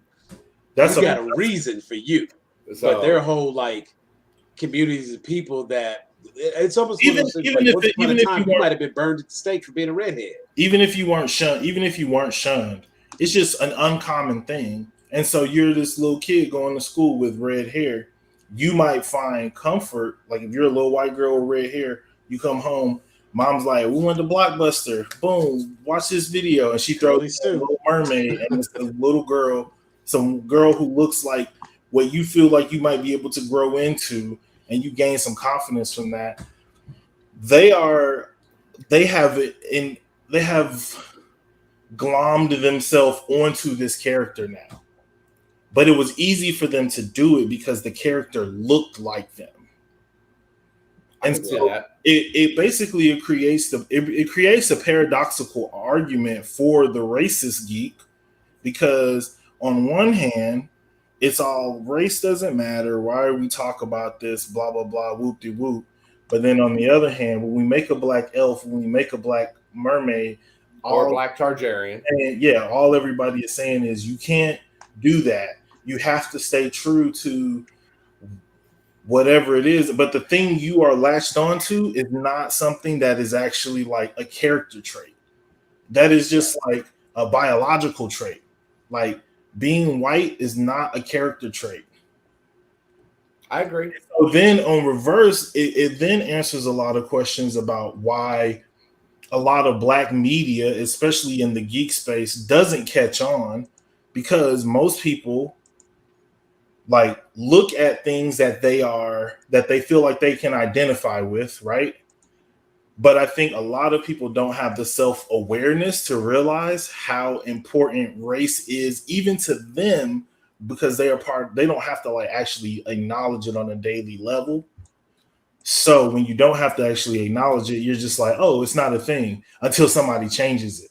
It's like if you eating a sandwich with mayonnaise on it every day for your entire life, you just think sandwiches come with mayonnaise on it until somebody give you one with mustard. And you're like, right. The fuck you doing to my sandwich, huh? Hey, whoa, my guy. This is not right. Like, why are you poisoning? It's still a sandwich. It's bread. It's meat. It's a sandwich. Now, maybe you don't like the mustard, and that's fine. You can not like the mustard, but you're not going to tell me it's not a sandwich. Right. Tell me we can't put mustard on the sandwich. Hey, then here, get in the mayonnaise line tomorrow, and we'll make sure you get mayonnaise. Or how about you try this sandwich? You know what? We could put a little mustard on it. We could put a little mayonnaise on it. You can have both. Or if and much like you said, you're absolutely welcome to not have, to have a preference and not like mayonnaise. Maybe you want yours with ketchup. The thing is, and I think the most important thing to take away from that is it doesn't make it any less of a sandwich because it doesn't have the ingredients you want. If it's meat between bread, it's a sandwich. I agree. And oftentimes people do get kind of caught up with the specific ingredients. Like a sandwich can only be peanut butter and jelly, ham and turkey, or turkey and Swiss. Anything else is not a sandwich. So a Cuban, not a sandwich. That's a Cuban. It's not a sandwich. That's a Cuban. And it's like it doesn't work that way. And as far as like the being in that weird geek space, as far as how you relate to something because it's what's familiar and what's available and things like that. Like they have a character and everybody just take a quick peek around my room. You know what I'm saying? Shit's always been an issue for me because I get these random questions that people don't necessarily like take time to think about. They just like rather than actually have a conversation with me, they want to be condescending about it because they feel like they're not as ready for the conversation as they think they are. And that's the funny part. Yeah. That's really the funny part. And so it's like, because somebody one time told them that there's a black Superman, they put it in their head that that's the only one I'm allowed to like or something like that. Or as Jefferson, that's the one that I have to kind of default to, or that's the one that I should just inherently lean towards. For those of us who don't know, I assume you're talking about Icon. Actually, before we even get to Icon, I'm talking about specifically Calvin Ellis. There is a Superman character. I kind of forgot about him. You're right. So there's a Superman from Multiverse. See, y'all was forgetting about Black. Hey, whoa, Jeffrey. Whoa. But hold on. It's funny though because we are going to get to Icon in just a second, and so it's like I'm not as comic heavy as some people, so. I've been reading, like, the cool thing about this mug that I got today, right? It has all these different versions. Golden Age, Silver Age. All these different versions. Death of Superman Age. Like, okay, all right. Through the years. And it starts. I love the yellow because it makes them pop. It starts 1940s. And it goes all the way around to 2010s. And it's each different version. I mean, they got the one right before the mullet in the 90s. You know what I'm saying? They got the 80s version. They got the 70s version. And it's like I've been reading Superman comics since ever. You know what I'm saying? Like from the moment. In fact, I learned to read because of comics. That's how I learned to read, because I wanted that picture and I wanted that. The first movie I saw in the theater was Superman. I was too young. I'm not going to sit here and pretend like I remember being there. My dad tells me stories of me running up and down the aisles pretending I could fly, because what was happening on screen, the man was flying. So my connection is a little bit different. My initials are actually SM. This is a hell of a logo for me because my name is Sam. So it's always fit for me. In addition to that, anybody that knows me would probably tell you I do have a little bit of a Superman complex, and I am Sam, I flat out told you that I knew that back in the day that you were trustworthy because you can't like Superman without taking on some of his ideals or right. And if you claim that this is your favorite character, you can't like do that and be an asshole. Trash. You can't be a trash of a human being. I don't know why Superman. It just doesn't work for some reason. And so, you know what I'm saying? You fast forward some years later and Milestone Comics comes out and they have a character named Icon. Refugee alien from a destroyed planet. My man is like a lawyer. He's trying to clean up the hood. I mean, you name it, it's there with Icon, and he takes little girl who's in the neighborhood, you know what I'm saying, kind of wants to mentor her and make sure she stays on the straight and narrow. She ends up getting imbued with some gadgets that give her powers and whatnot. Boom, now you got Icon and Rocket. And I mean, you talk about a black Superman character, there it is. You got Blue Marvel. I mean, there's other characters, but it's always been Superman because that's who I grew up on. That's who I was familiar with. And if you really want to blow my mind, make a movie, put Michael B. Jordan in him, but don't name him Calvin Ellis. Name him Clark Kent. Have his ass grow up in Kansas. You know what I'm saying? And then it's like, not Sam. No. But to your point, it's like it's one of those things. I mean, because once you change certain aspects of the character, you change the character. Now, are we? That's gonna be the most unrealistic movie ever in the world. I will honestly say that I have never once. Are you to tell me that there are no black farmers? No, there are. That's what I'm like. For when I first saw the Black Targaryen, I mean, maybe they got in Kansas about him being black. I literally looked at him and said, "He's got the hair, he's got the eyes, he's a Targaryen." The fact that he was black didn't even faze me. And then I watched the episode, and I get on social media, and it's this article and that article and this, and I was like, "What is everybody so mad about? Like, what? He's a Targaryen. He's an asshole. He's acting like a Targaryen. He did a great job. Yeah." He's got the hair. He's got the eyes. He's obviously got Valerian blood in him. Because that's I literally that's a you talk about a damn dominant ass trait. Like that is the most dominant trait. Oh yeah. I guess I call it. I don't want to say. We'll call it lucky or disconnected. Yeah, and I don't get that whole thing. Like Little Mermaid trailer came out. I loved it. Not once did I look at her and go, "Oh, she's black." I thought, "Oh, she's got the hair. She's got the voice. They got the scenery right, the fish, her hair floating." That's the stuff I look at, and I count myself. I count myself lucky that I can look at it that way. But it's because I had amazing friends of all colors growing up. I don't think twice about it. But it's also kind of like. Other people aren't so lucky. I know somebody from Pennsylvania. She mentioned something the other day about she was at work and smelled this cologne and it like got her going and all this stuff. And then she realized it was this Mexican guy. And I was like, and it instantly cut off for her. And I literally had to like, excuse me? So you were all turned on and loving the scent and all this stuff. But the moment you realized it came from a Mexican guy, you were done. And it just literally blew my mind. Well, I mean, as long as the cologne didn't stop smelling good, because I mean, she can not be attracted to a particular person or whatever. Maybe that, but it was wasn't appealing. It was sheer skin color for her. Here's my thing. That kind of goes into my point too. It's like I wish, honestly, like I said before, I don't think anybody has to like the Little Mermaid or anything that has a black person in it because a black person got put in it. If you want to just be like, you know what, I don't like this because I just think that Ariel should be white. Cool. Just say that. Like, let's move on. We don't need to start petitions. We don't need to start Facebook groups. We don't need to get online and be arguing with everybody about anything whatsoever. Like, is there a hashtag not my Ariel yet? This person is coming out and saying, I'm a racist. Cool. Thank you for letting me know. I don't fuck with you. Blah. Right. Thank you for identifying yourself. We're not.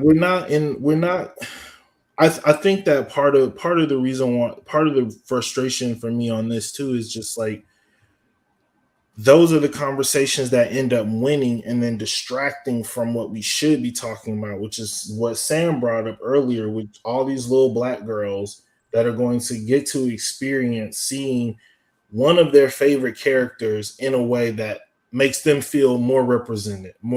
I mean, it's basically it's like the Cinderella from where that Brandy was in with 1997.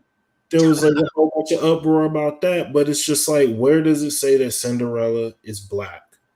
All it does is say she was cleaning up a whole bunch of shit for some people who she lived with that mistreated her. So you tell me who you think should be playing in that role if we're looking at things historically. Exactly. But then people don't want to actually go into those points. It's like you want to talk about accuracy and this, that, and the third, but like you're not actually like doing the digging and looking deep at stuff. So if you just want to be shallow, if you want to miss out on things that can be potentially beautiful and life-changing, that's fine. And I say I'm not spending my time trying to change anybody's mind either. If you want to miss out, miss out. Go ahead. Have a good time. Go back and watch the original Little Mermaid in your KKK hood and have it. Like I just want the conversations for me and for the people who really care. Let's just try to focus on what this means for the people who do really, really care and have like received this positively, and what this is going to mean for Halle Bailey specifically. Yeah, because this is on her.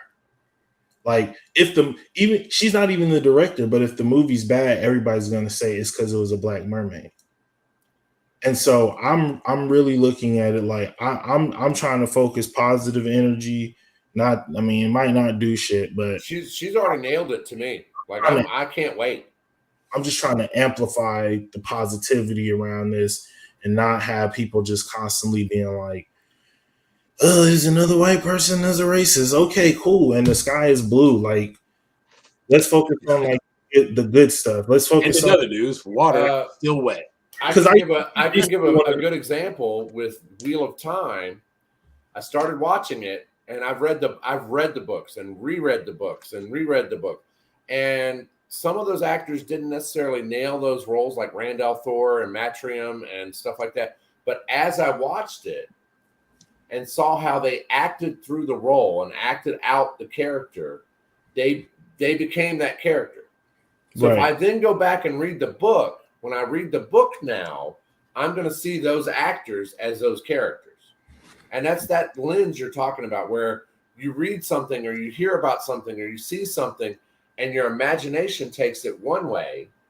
And then when they actually put out a movie or a series or whatever it is, and they have a certain actor playing them or whatever, it may not be how you pictured that character, but then if they act like that character, they become that character when you reread it.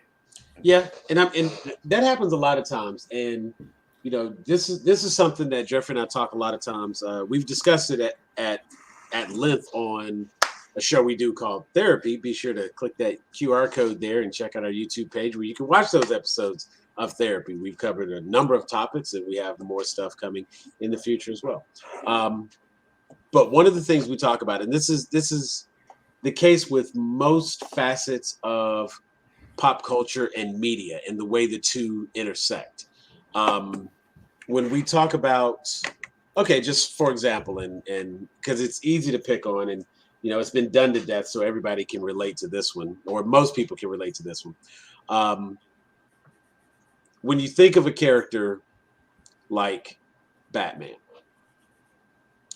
everybody kind of has a general idea of the character of Batman. You take a character like Spider-Man, everyone has a general idea of the character of Spider-Man. The way he's been depicted on screen, for the most part, has been relatively the same. You kind of know Batman, pointy ears, cool car, gadgets. Comes out at night. And Mama you probably got killed. You know, I was about to say, and you know, parents, Martha, pearls, gunshot. You know what I'm saying? Like, you know what? At the same time, you know what happened to Peter Parker's uncle. Mm-hmm. You know what I'm saying? And we know the most important thing he heard from his uncle: with great power comes great response. You know what I'm saying? So, like, it doesn't matter what version of Spider-Man you see, you get the smart mouth, smart alecky, impetuous, low-key badass in every version of Spider-Man. So when you go and you do something completely different with the character, that's where it kind of you get that gray area, and you start to have people like, well, that's not in his character. He wouldn't do that. You know what I'm saying? Because you have people that are like up here talking about Batman. That's his whole thing. Like, he doesn't kill people. Batman's evolved. And when I'm sorry, but I watched old Batman movies, and he throws people off roofs, wrecks cars. Let me tell you something. If you go by, I'm sorry, if they're not dead, they are on disability for life. But here's the funny thing: when you think of the character of Batman, by default, like, what is your default Batman character? It's a mix between Michael Keaton and Christian Bale's depiction. Okay. For a large number of people, their default depiction of Batman is Batman the Animated Series Batman. Same. I can see that. Frank Miller's Batman in the comics was really good. Now, as a comic reader, totally different Batman. You know what I'm saying? But it's like, because most people, when you say Batman, whether they know it or not, they picture that, you know, like that little cross cow from Batman the Animated Series. That's the Batman that comes. Kevin Conroy is Batman to the largest group of people. I did like Harley Quinn's depiction where he's like asking Albert, are the ears too pointy? Should I you know, where he's not quite sure. Right, that was a good side of Batman to see from people that know Batman. And because that's a year one kind of conversation, you know what I'm saying? And if you know Alfred's actually that dude, because there's a whole show Pennyworth, we get into that. But but you know what I'm saying? Like, nice look, Jeff.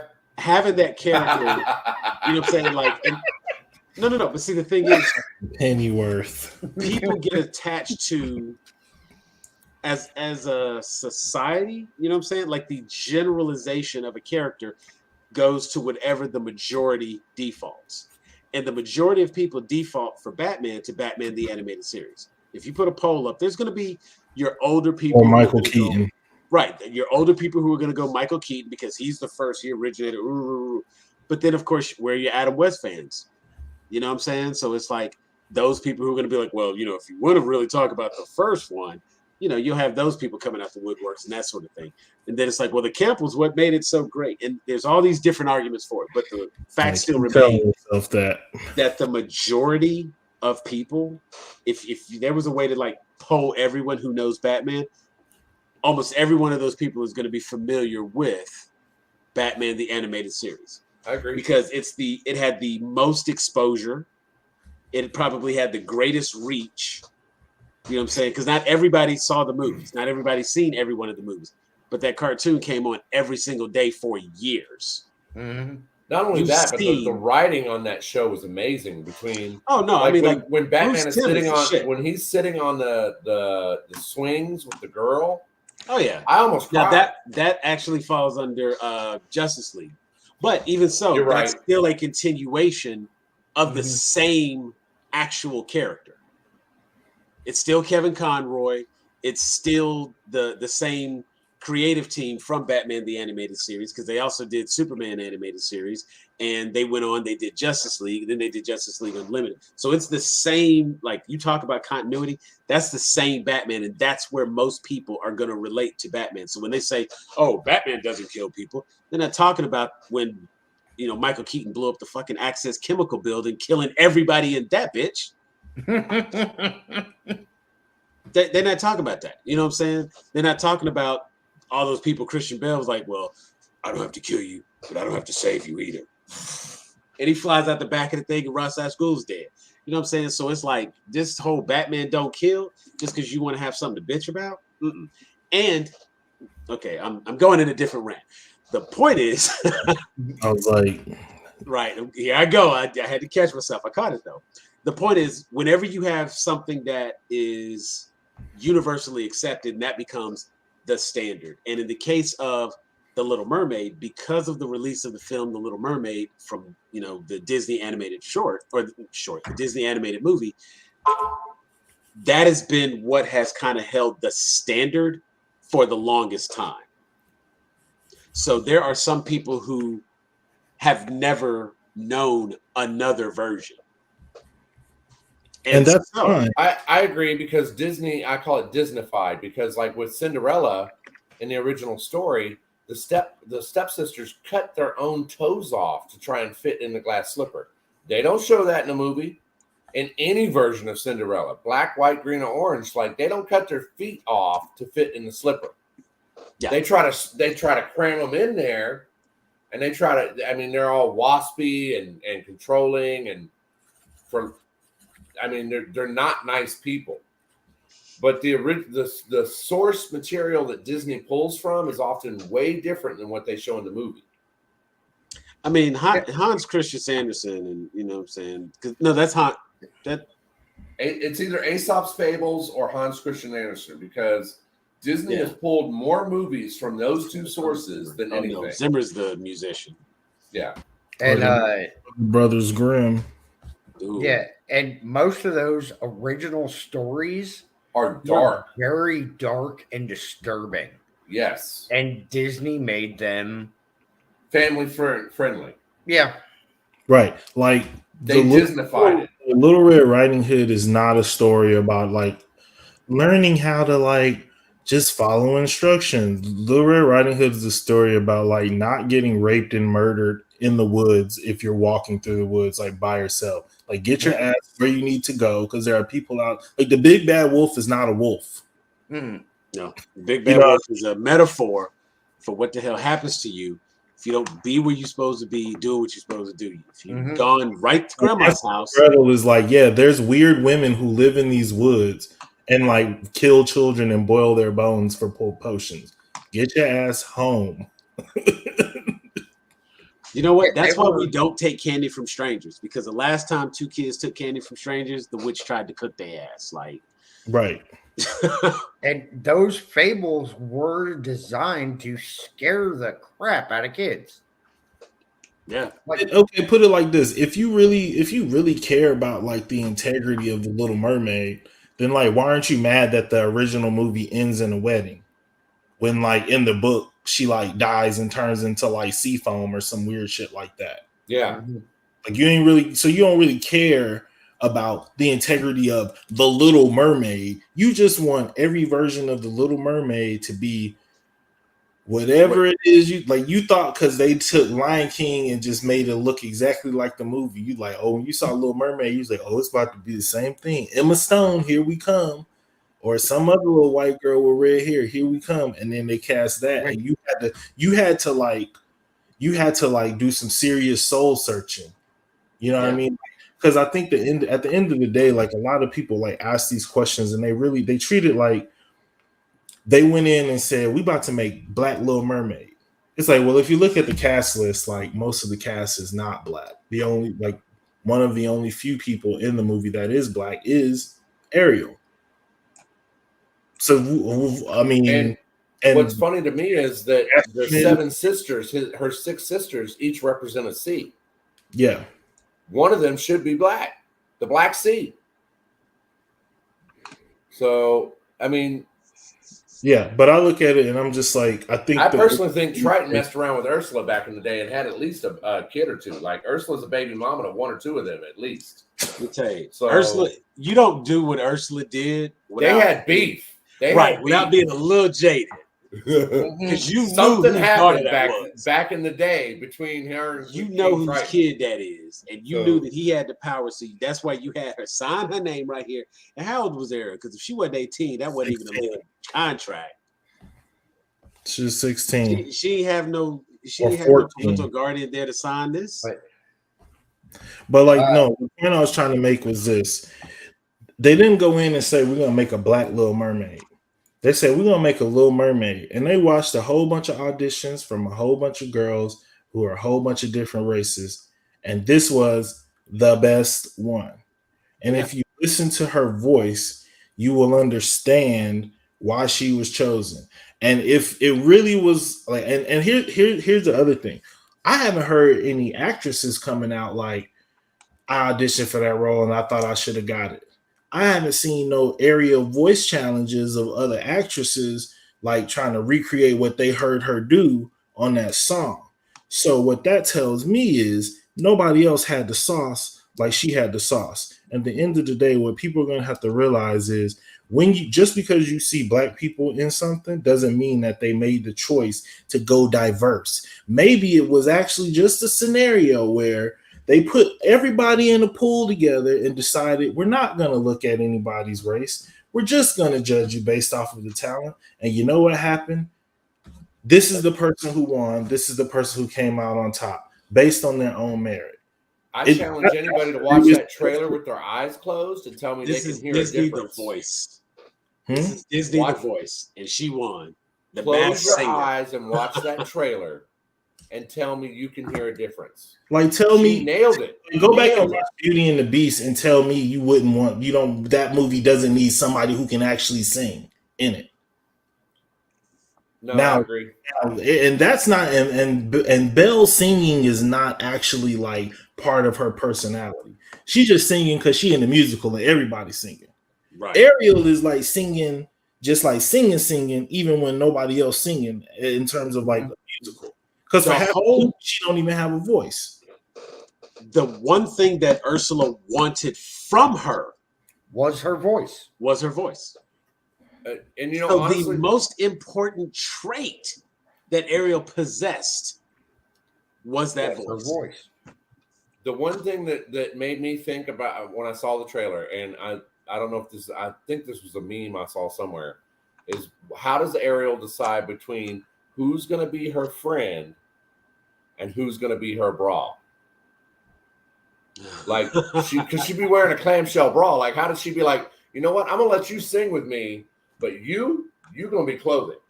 You know what? It's a big ocean. She just find the ones that are empty.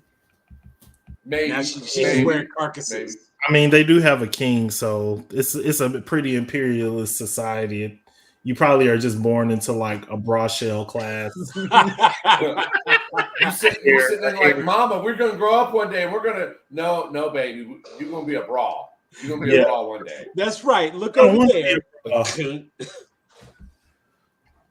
Hey, at least you're not. Hey, the worst would be born into the Shell family from Demolition Man.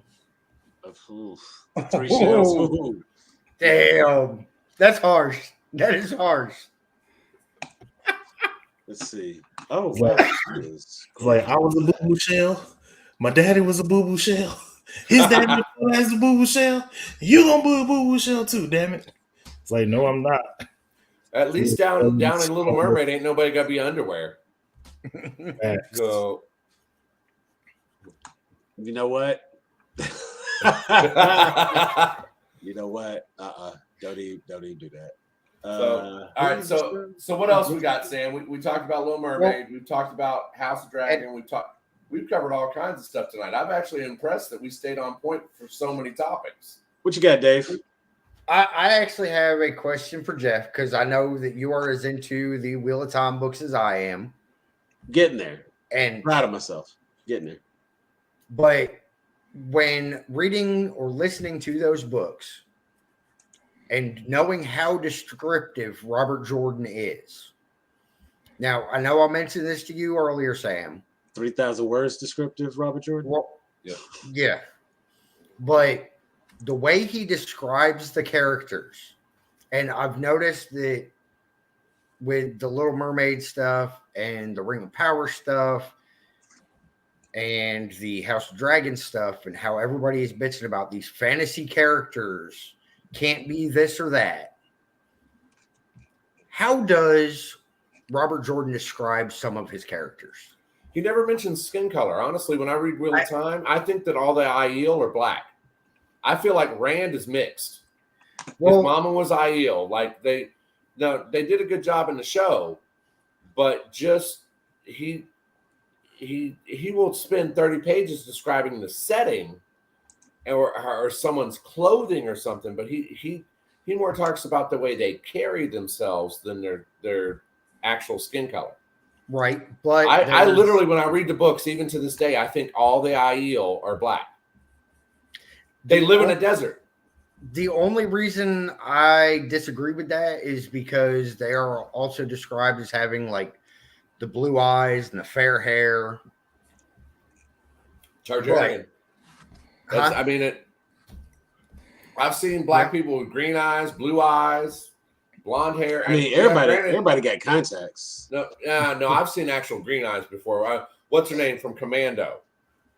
Yeah, Ray Dawn Chong. Yeah, she got green eyes naturally. Had a huge crush on her back in the day. But I know, like, because I'm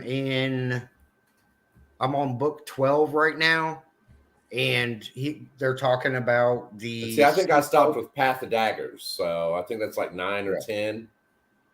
So yeah, but I know like the sea folk are darker, like they're described as having dark skin, which makes sense because they live on the sea. Right, they're exposed to the sun every day, and I know the Shan-Chan, which are kind of the bad guys, partially, are described, some of them as being fair-skinned, and some of them, like the Empress and the Daughter of the Nine Moons. Matt described her one time as having that dark onyx skin. And see, I always thought I thought he said olive, because I always thought Arabic or Indian or Middle Eastern for Shan-Chan or Shan. Shan-Chan. Yeah, however the hell you want to pronounce it. Exactly. So yeah, now, that would make a difference, because onyx skin and olive skin would be two different people. I feel like that would be two different regions. It has been a while since I read the books. I will say I have them all, but reading through them is another. No, story. I just mean in terms of any type of descriptor in a book. If somebody put olive skin, even I would think Mediterranean. You know what I'm saying? Right. Something along those lines. And if somebody says onyx skin, no, that's Africa. That's coming out the motherland right there. That's Africa. Onyx skin, nah. Ain't no confusing onyx. So I'm just curious what people are going to say when these characters are brought out as how they're described. Well, the same thing they said when Rue was black in Hunger Games. Yeah. It's like, here's the thing. This is what I realized. For them, part of fantasy means no black people. It is what it is. It's like they got to deal with them. They got to see them. We had one as president. They're doing all this. Let me just have one space where I can go. I used to be able to go to Middle Earth and not have to worry about none of them popping up. Now there goes the neighborhood, right? Every time we pop up in one of the fantasy things, there goes the neighborhood. Yeah. And see, I guess when I read a book like The Wheel of Time or whatever, like I didn't necessarily picture Perrin or Matrium or any of those people how they were in the Wheel of Time show, but as I watched the show and they embodied their personality, their mannerisms, by the end of the series, I was like, all right, that's Matt to me now. That's Perrin to me now. Like, that's who I'm going to see if I go back and reread the books. And I think that's what happens when people give things a chance. It's kind of like, I mean, I feel like that's the best example is like Heath Ledger's Joker. Like when he got cast, the most prominent things he done was like Knight's Tale, which was like, dude saw it, but it wasn't for us. Like, let's keep it a buck. Like, it's like that's was 10 Things I Hate About You. 10 Things I Hate About You. So basically, he was this ladies' man, and you're casting him as like the Joker, and everybody was like, nah. And then we saw the movie, and it was like, oh, okay, like we didn't know it was like that. You got to be able to give your chance. Give yourself a chance to be surprised. Give yourself a chance to be blown away. Give yourself a chance to be inspired by something that you didn't think could actually like impact you. And I think that a lot of people just don't open themselves up because they limit themselves whether they realize it or not. Well, no, I think they do, but I think it's one of those things where it's like when you start peeling away the layers to get to where it's rotten, sometimes you start peeling so many layers where you're like, oh, this thing's going to be rotten to the core. But rather than just like deal with that, they just say like, oh no, it's fine. And they just try to put it all back. And it's just like, you can't really do that. it's like, because once you realize that, right? Once you start asking yourself the question, like, I guess it isn't really like important for Ariel to be black. Now you got to do that for everything. They don't like to look in the mirror and confront themselves when it comes to stuff like that. Yeah, you're asking somebody to like change. You're asking somebody to like realize that like their reality is completely like fabricated. It's waking people up from the matrix, and a lot of people choose to stay asleep. The other pill. I know when I choose to get plugged back in. That my brain is going to tell me it's juicy and delicious. Ignorance is bliss, and people are choosing. Why did not take the blue pill? and to me, it's like, okay, there's more ciphers than there are neos. And my question, and so then that's my a question, good analogy, actually. My question is, why then? Like you trying to you unplugging people and people saying no, plug me back in. You can't fight for those people. You can't reason with those people. You can't expect those people to come along, and you can't wait for those people. That's like my problem. Like we waiting for these people, and it's like, let's not do that. Let's focus on these young kids out there who are going to get to experience something that we didn't get to experience. My son lives in a world where he plays with Captain America, Sam Wilson toys on a regular basis, and like he don't care about Captain America. He care about Captain America, Sam Wilson. He say the whole name. He gets to play with those toys. He gets to play with Black Panther toys. These girls now are going to get to play with Black Ariel dolls. They're going to get to play with so many more things and have toys that make them feel appreciated and loved and cared about. It's like, let's just focus on that and making sure that like these companies don't just see controversy when these things happen. You know what I mean? Like the campaign showing all the little girls seeing this for the first time and reacting to it. There's actually one. The funniest one I saw was the little white girl. Have you seen this? She was just like, is it me or was that Whitney Houston? Right. Which is crazy because Whitney Houston is one of the best vocalists of all time. And this girl is recognizing what she sees, right? She's recognizing what she's hearing. That something is amazing. As young as that girl was, Whitney had definitely passed before she was born. Absolutely. So for her to even have the context to recognize that's actually what made that even more adorable. I watched that trailer twice. Was hilarious. I watched that trailer twice. Once with my eyes open and once with my eyes closed. Oh, because it was about the voice, not about the actors for me. Like it was about the nailing the character. I could care less about the skin color. And here's the thing, though. This girl is a good actress, too. Like, I watched Grownish. She's my favorite character on the show. Like, she has great comedy chops, in my opinion. And I think that, like, it's just frustrating. If it was Chloe and not Halle, I could even understand people having some kind of, to do about it. Just as far as like, oh, what kind of role am I? You know what I'm saying? But it's like, well, if it was Chloe, Chloe wouldn't be doing the stuff Chloe doing. You know what I'm saying? Right. That's what I'm saying. That's and like I could even see if somebody had Chloe out here a little bit. You know what I'm saying? But I think, and one of the things that kind of comes to mind for me is like, if they have, it's almost comes down to like which part. I can't say which part do you have issue with because it's very clear which part they have issue with. They have issue with the fact that Ariel is a black girl. Right. They have issue with the fact that Ariel's a black girl. But it's like, is it because you have to recognize that if Ariel's black, that means there's a black king? Is that the issue? Is that the problem? And you know what? You saw that when Black Panther came out with the hairstyles and stuff like that, because a lot of people argued like what was going on with their hair, and they didn't realize that Wakanda has never been conquered like other African countries. Right. So the fact that they had all kinds of different hairstyles, black hairstyle and that kind of stuff, that they didn't realize that comes from their own perception of what hair should look like.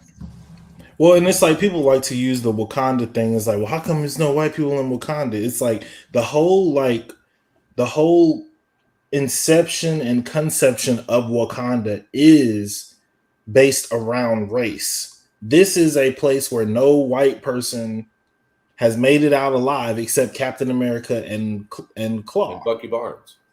Oh yeah, and Bucky Barnes eventually. But like when we get to Wakanda in the MCU, it's like at that point it's like Bucky ain't been there yet. But the other two, like those are the only ones that's made it out. And so it doesn't actually make sense to have white people in Wakanda when you first get there, because that is the whole like idea behind the place in and of itself. Is that this is a place that has not felt the sting of colonialism, and it has not had its natural resources stripped away by like European countries, and it hasn't had its people stripped away and taken to be like free labor in America like other countries had. And this is what could have been. This is what can happen when a place that has like amazing natural resources is allowed to actually capitalize on it for themselves, as opposed to having it taken away by people who just happen to have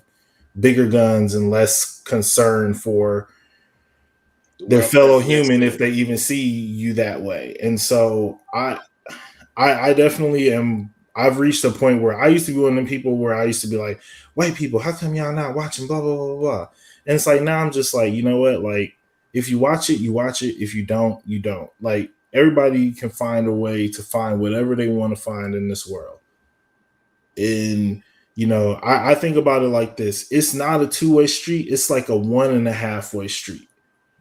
It's like I feel like it's like black people go both ways. And I think about like I think about it in like the mundane things, right? Like when you just sitting around and you working and you need something on in the background, what are like most people just put on like a sitcom.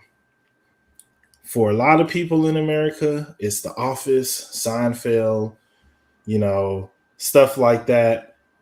And that's black and white, Parks and Rec. But like, I don't meet a lot of white people who just throw on like Martin in the background or Living Single. Well, that's back one. When I had cable, I stayed on UPN because like but you're one. You won. I know. And I think that. But I will literally throw on Martin and having his background noise because I mean Martin's hilarious to me. But it's uncommon. And I think that those are like the things where it's like, yeah, like we have like all this stuff going on that we do culturally, that people are doing culturally. And it's just frustrating. I think it becomes frustrating when you feel like we do all this reaching out and we try to understand. It's like the joke on like Kimmy Schmidt and where she was talking to this black lady. She's like, yeah, me and him, we have like kind of a Roz Frazier thing going on. And she was like, yeah, me and this guy at work have kind of a Kyle Maxine thing going on. And she's like, I don't know what that is. And she's like, oh, so I'm supposed to know about Frazier, but you don't know about Living Single. And it's like, that's like life in a nutshell for a lot of people. It's like, you got to know all this stuff about other people, but then like they don't have to know anything about you. And then when they're put in a position to have to know something about you, they get mad and they throw these types of tantrums and they fight back and they're fighting you. You're fighting a losing battle, man. Like, it's like, it is what it is. The future is now.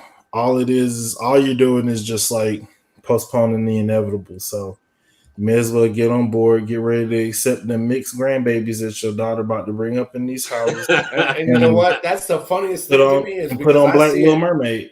Day in, day out, the most racist white people I know, their daughters end up marrying a black guy and having mixed babies. I find that hilarious because God is teaching them a lesson. It is forbidden fruit, and I'm not going to say it's essentially what it's always been. But it's one of those things, you know, the comedian Cat Williams, he said it best. Whatever you hate is what's going to end up in your family. Yep. I mean, whatever you hate, that's what's going to end up in your family. He was like, you don't like he's like live and love. I'm trying to remember how he set it up, but he was like, you don't like Puerto Ricans, and you got live and la vida loca in your kitchen. Like that's how it's gonna be every time. And you know, it's one of those things that it is probably done unintentionally to teach a lesson. It's not the doer who's teaching the lesson. You know, whatever karma, whatever cosmic force as an individual you may choose to follow. But yeah, it's probably happening for those reasons. I think but it's also like I don't necessarily want like black children to be cosmic punishment for racists. It's like, oh no. Just don't be shitty. No, I will say this. The example I that's just a great hope right there. But I mean, we have to live in the world that we have, not the world we want. You know what I'm saying? I will say this. They end up loving those kids. They end up loving those kids just as much as they would love any grandchild. Yeah. And to see, I've seen people that I hadn't seen in 15 years, and I remember them being a certain way back in the day. And then I meet them down the road or on Facebook or whatever, and I'll be like, oh, yeah, my daughter and this, that, and then they send me pictures. And I have to chuckle inside because I'm like, oh, all this stuff you used to be, your daughter went out and did. She's like, oh, this the show? The show? Right. This is your grandbaby? The picture you sent me. You see this child, right? That's your grandbaby. Sound of Pappy.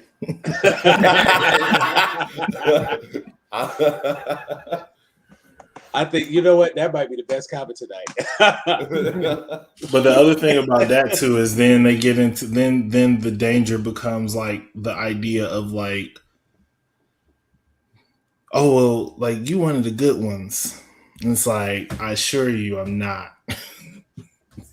Yeah, it's like you think I'm one of the good ones because we work together. You know what? There's an audio that you can find on I want to say it's either an Instagram Reel audio or it's a TikTok audio because that's all social media is anymore. But the audio is don't even get me started. My friends be saying, "Hey man, add me on social media." Nah, man, can't do that. I'm damn near a gangster when I'm not here. Like, it's not the same person. You know what I'm saying? And the funny thing is, it's like, you know, even though it's like the concept of having to be a completely different person at work. Wait. Is foreign to some people. You know what? I'm not. I was gonna do it. I was gonna I'm not gonna put anybody on blast, but there is a whole concept. I told one of my coworkers at my job. So I was training somebody. And as I was training somebody, I was saying like, okay, so we're about to do this. We're gonna go here and da da da da da da. And I didn't think about it. I didn't prepare myself. When I called our customer to let them know we were on the way, if you could have seen his face when I got off the phone. Is this the guy that I met the other day? Yes. And the funny thing is, it's like it's one of those things where, you know, I don't think about it. I speak the way I speak. I talk the way I talk, and I've always talked the way I talk. But in a very realistic standpoint, I have a customer-facing job. I interact directly with a lot of the clientele. There's a certain professional sound that I have when I'm at work, and I don't think about it. I don't do it intentionally. It is reflex at this point. It's reflex. I remember when you came over, you talked about how you stand back from the door back when COVID was a thing, and you had the mask on, and you're like, "Hello, miss, I'm here to work on your cable and do this, that, and." But you like, even then, when you were describing it, I literally saw you click over to that voice. Like when you said your little spiel, there was a difference. You know, it's my call center voice. Every black person with a job that you need to deal with white people has that voice. You have to, because you can't just go in. You can't. I was when I lived in LA, I used to ride to work with this Russian dude who lived near me, and He was cool. He was one of those guys like he listened to a lot of rap and all that stuff like that. So we connected on that. But you know, I'm in work mode most of the day. So when he's seeing me, I'm in work mode, and my voice is also in work mode. But then, like one day, we were on the way home, and somebody from Atlanta called me, and I'm, you know how it is. Somebody from back home call you, slip right in the, yeah, you know, I'm talking about we finna go do blah blah blah, woo, woo, that, and it's like blah, blah, blah, blah, blah, blah, blah. It's like it was literally like country nunchucks hitting him upside the head verbally, and he was just like, I got off the phone. He's like, you don't talk like that all the time. You don't talk like that around me. And I felt like he was kind of getting like, because we were cool, and I was just like, but like, it's not even about you. It's like you call your mom and you talk to your mom in Russian because your mom speak Russian. Now, yeah, we both speak English, but this is different vernaculars. I'm gonna have to explain to you what the slang is. I'm gonna have to say it 2 or 3 times because Southern people don't. We make one big word. We make a big word sentence, and we don't finish out. You know what I'm saying? Like, so why would I say they pronounce the whole word? Yeah, it's like why would I talk to you in a language that you don't speak, that you don't understand? I've had to retrain myself in Tennessee. Yeah, like I'll have somebody at work do something. I'll be like, okay, all right, I see you, and they're like, I'm standing right here. How can you not see me? And I'm like, bruh, slang. Hold on. Let me explain. like I know. Trust me. Well, like it was like it was like going back in time when I first moved up here. When I went to college, like people would be like, oh, like it would, so on my freshman floor, like, you know, sometimes I would kick it with them or whatever. And they'd be like, oh, you want something to drink? I'm like, nah, I'm straight. And people are like, oh, you want blah, blah, blah? Nah, I'm straight. Like, I'm just saying, like, I'm okay. And one day this girl's like, they're like, Jeffrey, we know you're straight. You have a girlfriend. Like, we seen you with her. Like, why do you keep telling us that all the time? And I was just like, context clues should lead you to believe that when I say I'm straight after you offer me something, then that means that I'm not like, oh, you offering me a soda because you think I'm gay. Like, and I'm telling you I'm straight, so I don't want the soda. If you really wanted to rack up, all you had to do is go in one day with a lisp, and suddenly they just be giving everything away. Bruh, that's crazy. But and see, what's funny to me is like we're talking about this. Sam and I have known each other for a while. We've known each other in the fast food industry. We've known each other in the computer industry. We've known each other in the install industry. I've been to his house. I've been to his parents' house. He's been to my parents' house. Yeah. How many different dialects do we go through with all that? Right. Yeah. When we was at the airport, when we was at the airport and we went to West Virginia. Oh, I imagine West Virginia. Oh, that was crazy. Like, it was real quick. Like, you do the paperwork, I'm gonna go get in the car. I'm like, we went to pick up a rental car. I was like, yeah, you finish that up. I'm gonna go get in the car because, you handle that. I have a guy that I work. You handle that. I'm gonna be over there. I have a guy that I work with. We were sitting there talking one time, and I mentioned that I was dating a black woman, and he grew up in rural Kentucky, like didn't have electricity or water there for a while. And he mentioned the fact that he didn't even see a black person until he was almost 10 years old. And even to this day, I'm just like, how? What? Yeah, it was a lot of people. When I went to college, I was like the first black friend they had. The first time I walked in a bar up here at good old, I went into good old days. I got the job, all this stuff. But the first night I actually went out on a Friday or Saturday night and I walked in, I felt uncomfortable.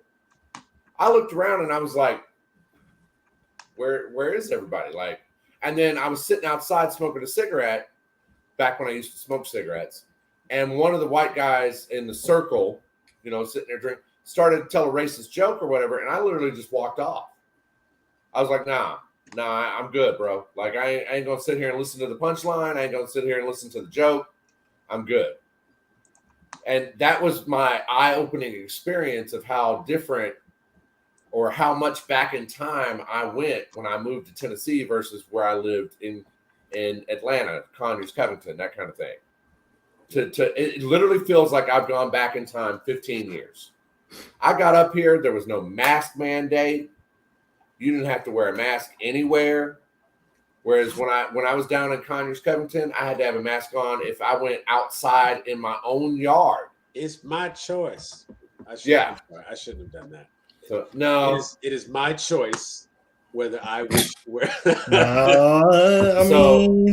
It's one of those things that I never really moved out of Georgia.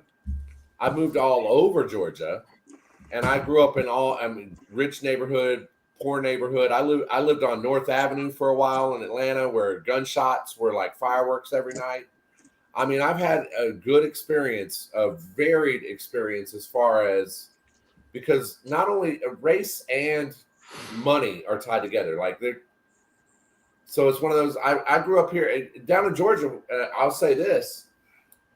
You got your nice neighborhoods, you got your good areas of town, bad areas of town. But you go to Alpharetta, you're going to see all nice houses. You go to Marietta, you're going to see all nice stuff.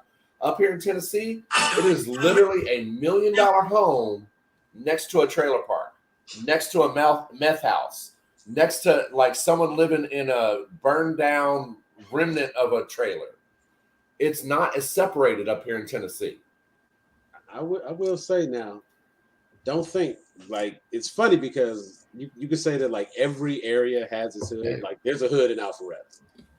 Yeah. You know what I'm saying? But it's still its own little area though. It's not literally house to house to house.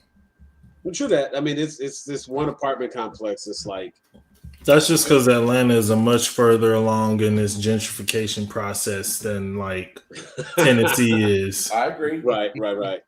But it's funny because I'm thinking they got all that out of there for the Olympics. This ain't nothing about to embarrass us. Right. And you know the funny part? Conyers, Covington, like Conyers has the Georgia International Horse Park, which is where all the equestrian events. It's a word I learned in '96. Couldn't tell you, would not have known nothing about equine prior to that. But since all they talked about was the damn equestrian events, I was like, oh, you mean that's horses? That thing on summer games that I was playing with the horses and stuff. That's what that is. Okay.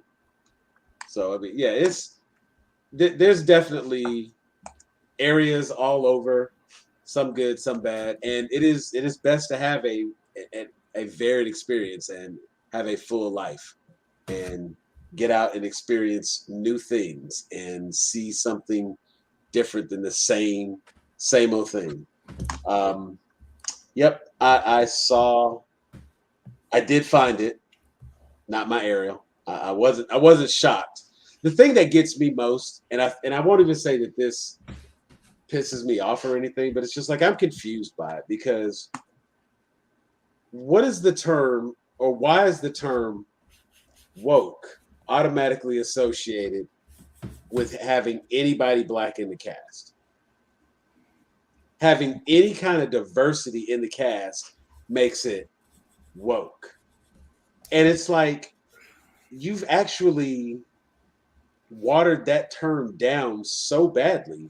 And that's why it was done. That's why it's overused the way that it is to make it mean nothing. When in actuality, it's like we can blame Childish Gambino. It's like before that song came out, woke was not like this word that was in like everybody's like cultural lexicon. That was black slang. And it was specifically about keeping your eyes open to the bullshit going on around you at all times. Because anything can happen at any moment. You cannot sleep out here. And now it's just like including a black person is not you like, but being woke is different for white people. Like the white woke has been, oh, these are all the cultural blind spots I've had. And now I'm waking up to the fact that like I've had white privilege and I've done all these things and these people have had to think about all these different things and ideas that I've never once in my life considered. I am now awake to the fact that everybody, like, this world is not the world that was sold to me. That I like everything that everybody told me about this world was propaganda in order for me to then become a cog in the machine to perpetuate this system even further. And so it is like I just look at it now where it's like when white people say woke, it means something completely different than when black people say woke. And I have to agree because I'll be honest. I had in my youth, I had been with various women of various colors, black, Mexican, Asian, that kind of thing. And to actually be in a relationship with a black woman was eye-opening to me. I learned quite a few things about black culture and about myself, and the fact that although I may not like the fact that I have white privilege, I will never get away from having it. There are things that when I meet someone, because of this, I get assumptions made about me automatically. One of the girls I'm interested in now, I'm back to being single, but one of the girls I'm interested in now came over and we were sitting there working on a puzzle, playing Yahtzee, whatever. And I put on some 80s stuff and some rock music and stuff. And she literally looked at me and she's like, "You're from Atlanta. I thought you'd be on the rap music." And I was like, I mean, I appreciate rap music and I like hip hop, but that's not all I listen to because I'm from Atlanta. So even being from a different city, I get shit. So I definitely understand. You see, it's funny because all I can think is you're in Tennessee. And the first thing they thought was a white boy from Atlanta love rap. Is that what they think about in Tennessee? Is that how it goes down? And I'm sorry, but there are. I mean, everywhere has cultural tendencies. Right. Country is big up here. I mean, we're in Dolly Parton land. I mean, you know what? As soon as you said, like, you know what, that makes sense. I can see. And I don't. He ain't in Memphis, right? No, but that's different. I'm a half hour away from Dollywood. Yeah. So it's one of those, like, country is huge, and the fact that the only country artists I know are Wheeler Walker Jr. because he's dirty as hell, and Garth Brooks because my mom loved him growing up, and I have not listened to a single country song besides that. Like when I go to trivia and he does the music round, anytime a country song comes on, I'm like, I'm out. I have no idea. Like, I don't even know. Can't picture the video. Can't picture the album. I never heard this song before. I'm good.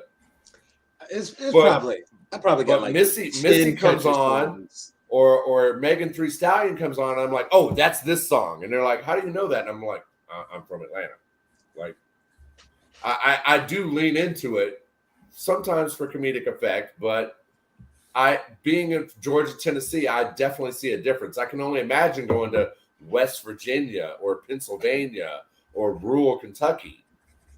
Because to hear some of these stories at work or to meet some of these people and hear this stuff, it just blows my mind. I'm like, oh, wow, okay, that's what you were exposed to. So you have these blinders on, and that's what you're used to, and you can't see outside that. And like you said, Jeffrey, being woke is those blinders. You may not ever get rid of them, but they definitely get wider. I'm not going to say that I don't have tendencies, but I'm not like this anymore. I'm more like this. Like, I see more from my exposure. But I've also been blessed. My dad's from Africa. My grandma's from China. Where I lived down in Florida, I had a bunch of Germans and Russians around me. So I've been exposed to a lot of different cultures. People think differently depending on where they grew up. It's just hope some people overcome that, some don't.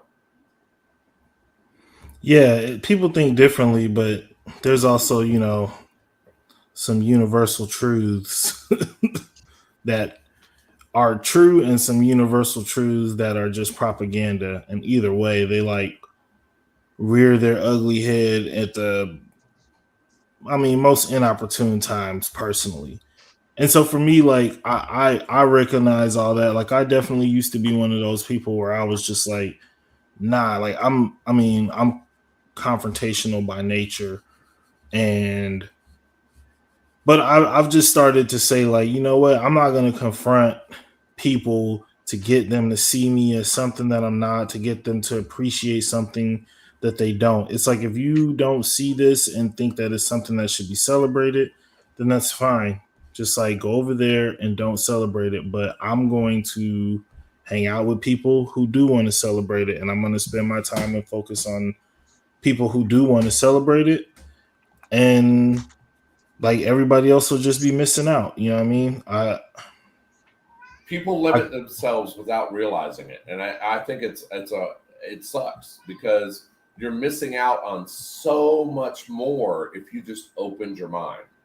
If you just opened your perceptions and accepted people, no matter where they come from, you would get so much more out of life. I enjoy so much more movies like Lovecraft Country. Most of the people up here didn't watch, haven't seen, have no interest in seeing.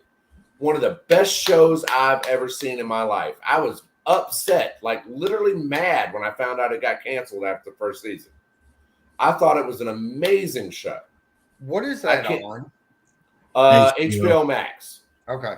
I'll have to add that to my list. You will, because like it is the best dark Twilight Zone but it's also semi a period piece. Like it leans into the cultural tendencies of the time period it's in, but in a good way. It was amazing cinematography, acting, directing. I mean, I loved that show. It blew my mind. And to hear it canceled, like, and it joins the list of shows in my head, like Firefly and certain other things that I was just like, I wish I could have seen where they took it for another season. Yeah. Prince has decided that he wants to be a part of the show. So we've covered quite a bit tonight, actually. We didn't get off on a Johnny Depp rant, or I mean, we've been on a little bit of a tangent here lately. But is there anything else we got to cover? I would say probably like there's nothing else to cover. Nothing that we can't pick up next week because I think the next 2 weeks are probably going to be. Well, next week's episode will probably be a little bit more interesting. She-Hulk and Harley Quinn are perhaps the only things that didn't get as much love this week.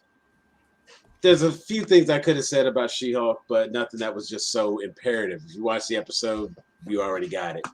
Yeah, men are trash. Right. I was like, there's really nothing to. And you can't even be mad at the show. Yeah, because it gets better with every episode. I'm sorry, like each episode, so just gets better. Yeah, and so I'm good there. Harley Quinn, we're 3 seasons in, man. I love that show, so it's like I don't have to talk about it every time. I can just watch it because it's on. And I'm not a binger. I'm one of those. I'll watch a show and I'll watch 3-4 episodes and then I switch over to something else because I've noticed. If I binge something, I tend to start to blur/forget stuff because growing up one episode a week, my mind everything was same bat channels, same bat time. Yeah, right. So 3-4 episodes for the exciting conclusion. I watch a lot of stuff, so I'll just switch over to something else, watch that for a little bit, then switch back. Harley Quinn, I literally watched the whole series in 2 nights. Yeah. All 3 seasons. I mean, the shit's good. It's amazing. So, and I'm in the middle of a fight with a friend right now. She's like, "Oh, I don't watch cartoons," and I'm like, "You're missing out." I was like, just because it's animated doesn't mean it's not good. And honestly, I would even go as far as to say that being animated does not necessarily mean cartoon. You could get into the semantics. You could partially blame Disney for that, though. Well, no. Most people's exposure to animated stuff is through Disney. No, I think it has more to do with like anime. It's like the definition of the word cartoon. You know what I'm saying? And it's like all animated shows are not cartoons. Right. You know what I'm saying? All cartoons are animated shows. Bingo. It's literally the semantics. And of course you hear me say this all the time, it's bits and bots. And it's one of those situations, if we all recall from like I forget what grade it was we had this, but it's like all bits are bots, but not all bots are bits. And so essentially, just like you said, everything that's animated is not inherently a cartoon, but all cartoons are animated. And so people kind of blur those lines sometimes, and they see something like a Harley Quinn, because Ninja Scroll ain't a cartoon. No. Like Vampire Hunter D, Ninja Scroll, Hellsing, like Parasite, like it's a lot of shit out there that's not cartoons. It's amazing acting that just happens to be in a cartoon form or animated form. Right, it just in an anime. I tell people all the time that if you want to fall in love with DC, don't watch the movies. Watch the animated series. Watch Justice League. Watch Batman the animated series. Watch those, because that is where DC shines. They can say and do stuff. Unfortunately, Superman is hard until recently with Man of Steel and stuff like that, and CGI advancements. The power level that DC operates is hard to show in real life. The Superman we grew up with, Christopher Reeves, versus Man of Steel, there's things that he does in the first 10 minutes of the movie that they couldn't do back then. I think the greatest feat of strength I remember from Christopher Reeves, there's two that stand out. One, he caught a helicopter and took it back up. But hell, I seen Chris Evans hold the helicopter, so what's the difference? You know what I'm saying? Like that kind of falls in the same power level in my head. Like my brain doesn't process it much differently. But when he picked up that piece of coal, flipped around and had that diamond, like, okay, now that's a feat of strength right there. Because that's some shit. But like why is he a news reporter? Because why he not just going to the grocery store buying a bag of Kingsford and turning them all into diamonds? Because his mom and pa taught him right from wrong. If he landed on the farm in Alabama. I guess the reason I fell in love with Superman is because Kal-El is who he really is, and Clark Kent, the bumbling, clumsy reporter, is how he views humanity. He sees us stumbling in the dark as humans, and that's how he views us, as inept. Innocent. That's how Lex Luthor thinks Superman views us. Nah, he just quoted Kill Bill to us. He thought that's Kill Bill. But and it's not wrong. And there's definitely some arguments that could be made from that. And the depiction or that concept is the inferiority complex of man, to think that they are being viewed as weak and bumbling, because he is actually trying to live a life of discretion. He doesn't want to stand out. He doesn't want to be noticed. He doesn't want people to take a second look at him. He wants to be somewhat forgettable. And which is why you have a job where you're going to be either on TV or your name is in the headlines every day, because you want to be invisible. I'm just kidding. I was messing with you. I mean, but the funny thing is, like, even then, he's in Lois Lane's shadow. Lois Lane is a Pulitzer Prize winning reporter, and he works in the same building as her. So he's in her shadow. He's an investigative journalist. He does puff pieces and stuff like that. He goes under the radar. She gets the big stories. He gets the sports stuff. I mean, I'm sorry. I can't remember his name right now. The main guy, Lawrence Fishburne plays him. Perry. Perry gives him the puff pieces and then gets mad at him when he's investigating Batman, when he was sent to Gotham to report on the sports team. He's like, your story is not Batman. It is this.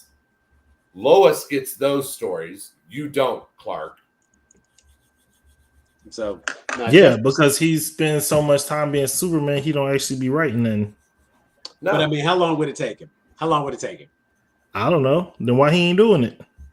I mean, he could type out a story in what, 4 seconds? He gets all of them turned in as they need to be turned in. Right. His big thing is, maybe just trying to travel from the other side of the world. He doesn't get the postage marked in time. It's hard to write. It's hard to write your article when all you really care about is just saving Lois. Can't argue that. And all she do is get in trouble. I mean, I don't like Lois Lane as a character. Don't like it. I agree. Even in what's the new series with his sons, Clark and Superman, or Lois Superman and Lois? Yeah, Superman and Lois.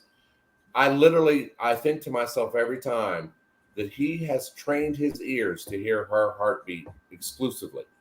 Well, even now they have the little clicker thing. Grandpa has one, General Sam Lane, the kids have one, Lois has one. And it's just like watching her do things that are like, he's like, hey, just be careful. She's like, don't worry, I'll be fine.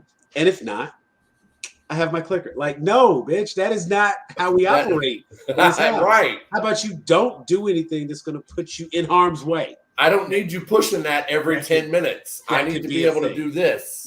You know what I'm saying? And I mean, until they actually decide to step forward a little bit and make Lois enough of a badass that she doesn't constantly get kidnapped and needs saving and this, and they've made some efforts and they've taken some strides, and in a couple of things she's, you know what I'm saying, like, but they still always kind of like leave her just weak enough to ultimately need saving.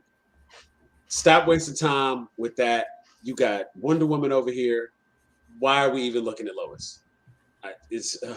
You should have got with Lana Lang. I'm sorry. That's why I like Smallville, because they at least teased him getting with Lana Lang for the longest time.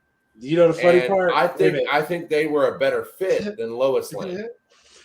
What's really funny is if he had been smart, or maybe if he knew better, if he had got with Chloe, he could have got with Lana anyway, because Chloe would have been trying to push Lana on him. Okay, I'm gonna stop. That was, you know what? That's an expense. That's a laugh at Chloe's expense, because hey, she shouldn't have been doing what she was doing. You join the cult, you get jokes made about you. That's on you. All right. Yep. That's it for me tonight, folks. We will jump back in here next week and we will talk about some cool stuff. Maybe we'll double up on She-Hulk and Harley Quinn if Lord of the Rings keeps going the way it's going. If Ring of Power doesn't do something big in this next episode. I'm pretty sure House of Dragon is going to still be dope. So that's going to take up its own time. But that's that. And I just want to say, like, Jeffrey, how long do we have to wait before I can see what you be drawing, man? I actually heard you drawing today. Oh, sorry. Yeah, honestly, I don't know. Right now, I am finishing up some final edits on colors. And then next week, I'm going to be doing the lettering. And then it's just all about when James, my publisher, is going to release everything. So cool. Well, yeah, I can't get whatever exclusive we can get here at Grown A Geeks to announce it first or as early as possible. Let me know so we can blast it and put it. James is going to come on an episode of he's going to come on an episode of Therapy. I don't know what property we're going to do, but yeah, he already said he wanted to come on an episode, so that'll work. Cool. Dave, you got anything else, man? Any other comments you want to make? Any other Easter eggs and tidbits you want to put us in? I was really happy when you shared that with me, because I immediately told my wife and showed it to her as well, and she was like, "Oh!" And we ended up watching Spaceballs that week. So that was pretty cool. See, and that's honestly, that is one thing that I love about this group of folks. Is I can make a reference like that, and anybody that's seen it gets it instantly, immediately. Yeah, and I love it. I agree. When you know when you're among your people, you know what I'm saying? Right. wherever those people may be. You know when you're among your people. I've seen Spaceballs more than I've seen Star Wars. I agree. This is happening now. We're in right now, sir. So assholes. We're surrounded by assholes. I know. Sam, I know you've seen the TikTok video I did. Yes. The Spaceball reference. So I mean, it's we definitely have a good time. We have good laughs. Yeah, it's fun stuff without a question. This has been Weigh In Wednesdays. I've been your host, Sam. We are Grown A Geeks. You can click the QR code there in the corner. That will take you to our link tree where you can find all of our cool stuff. Be sure to hit the like and subscribe on our YouTube so you can be notified the next time we go live and any other time we drop other cool content. And we have a bunch of stuff already in place for you. Tons of videos for you to go back and watch. Be sure to check out Therapy. That's a really good series. And we have some other cool stuff on the way. For Jeffrey, Jeff, David, Dave, and myself, we are out of here. I made it to the end. You did. Once. Good job. Look and see. Now I got to pause just for that. We out.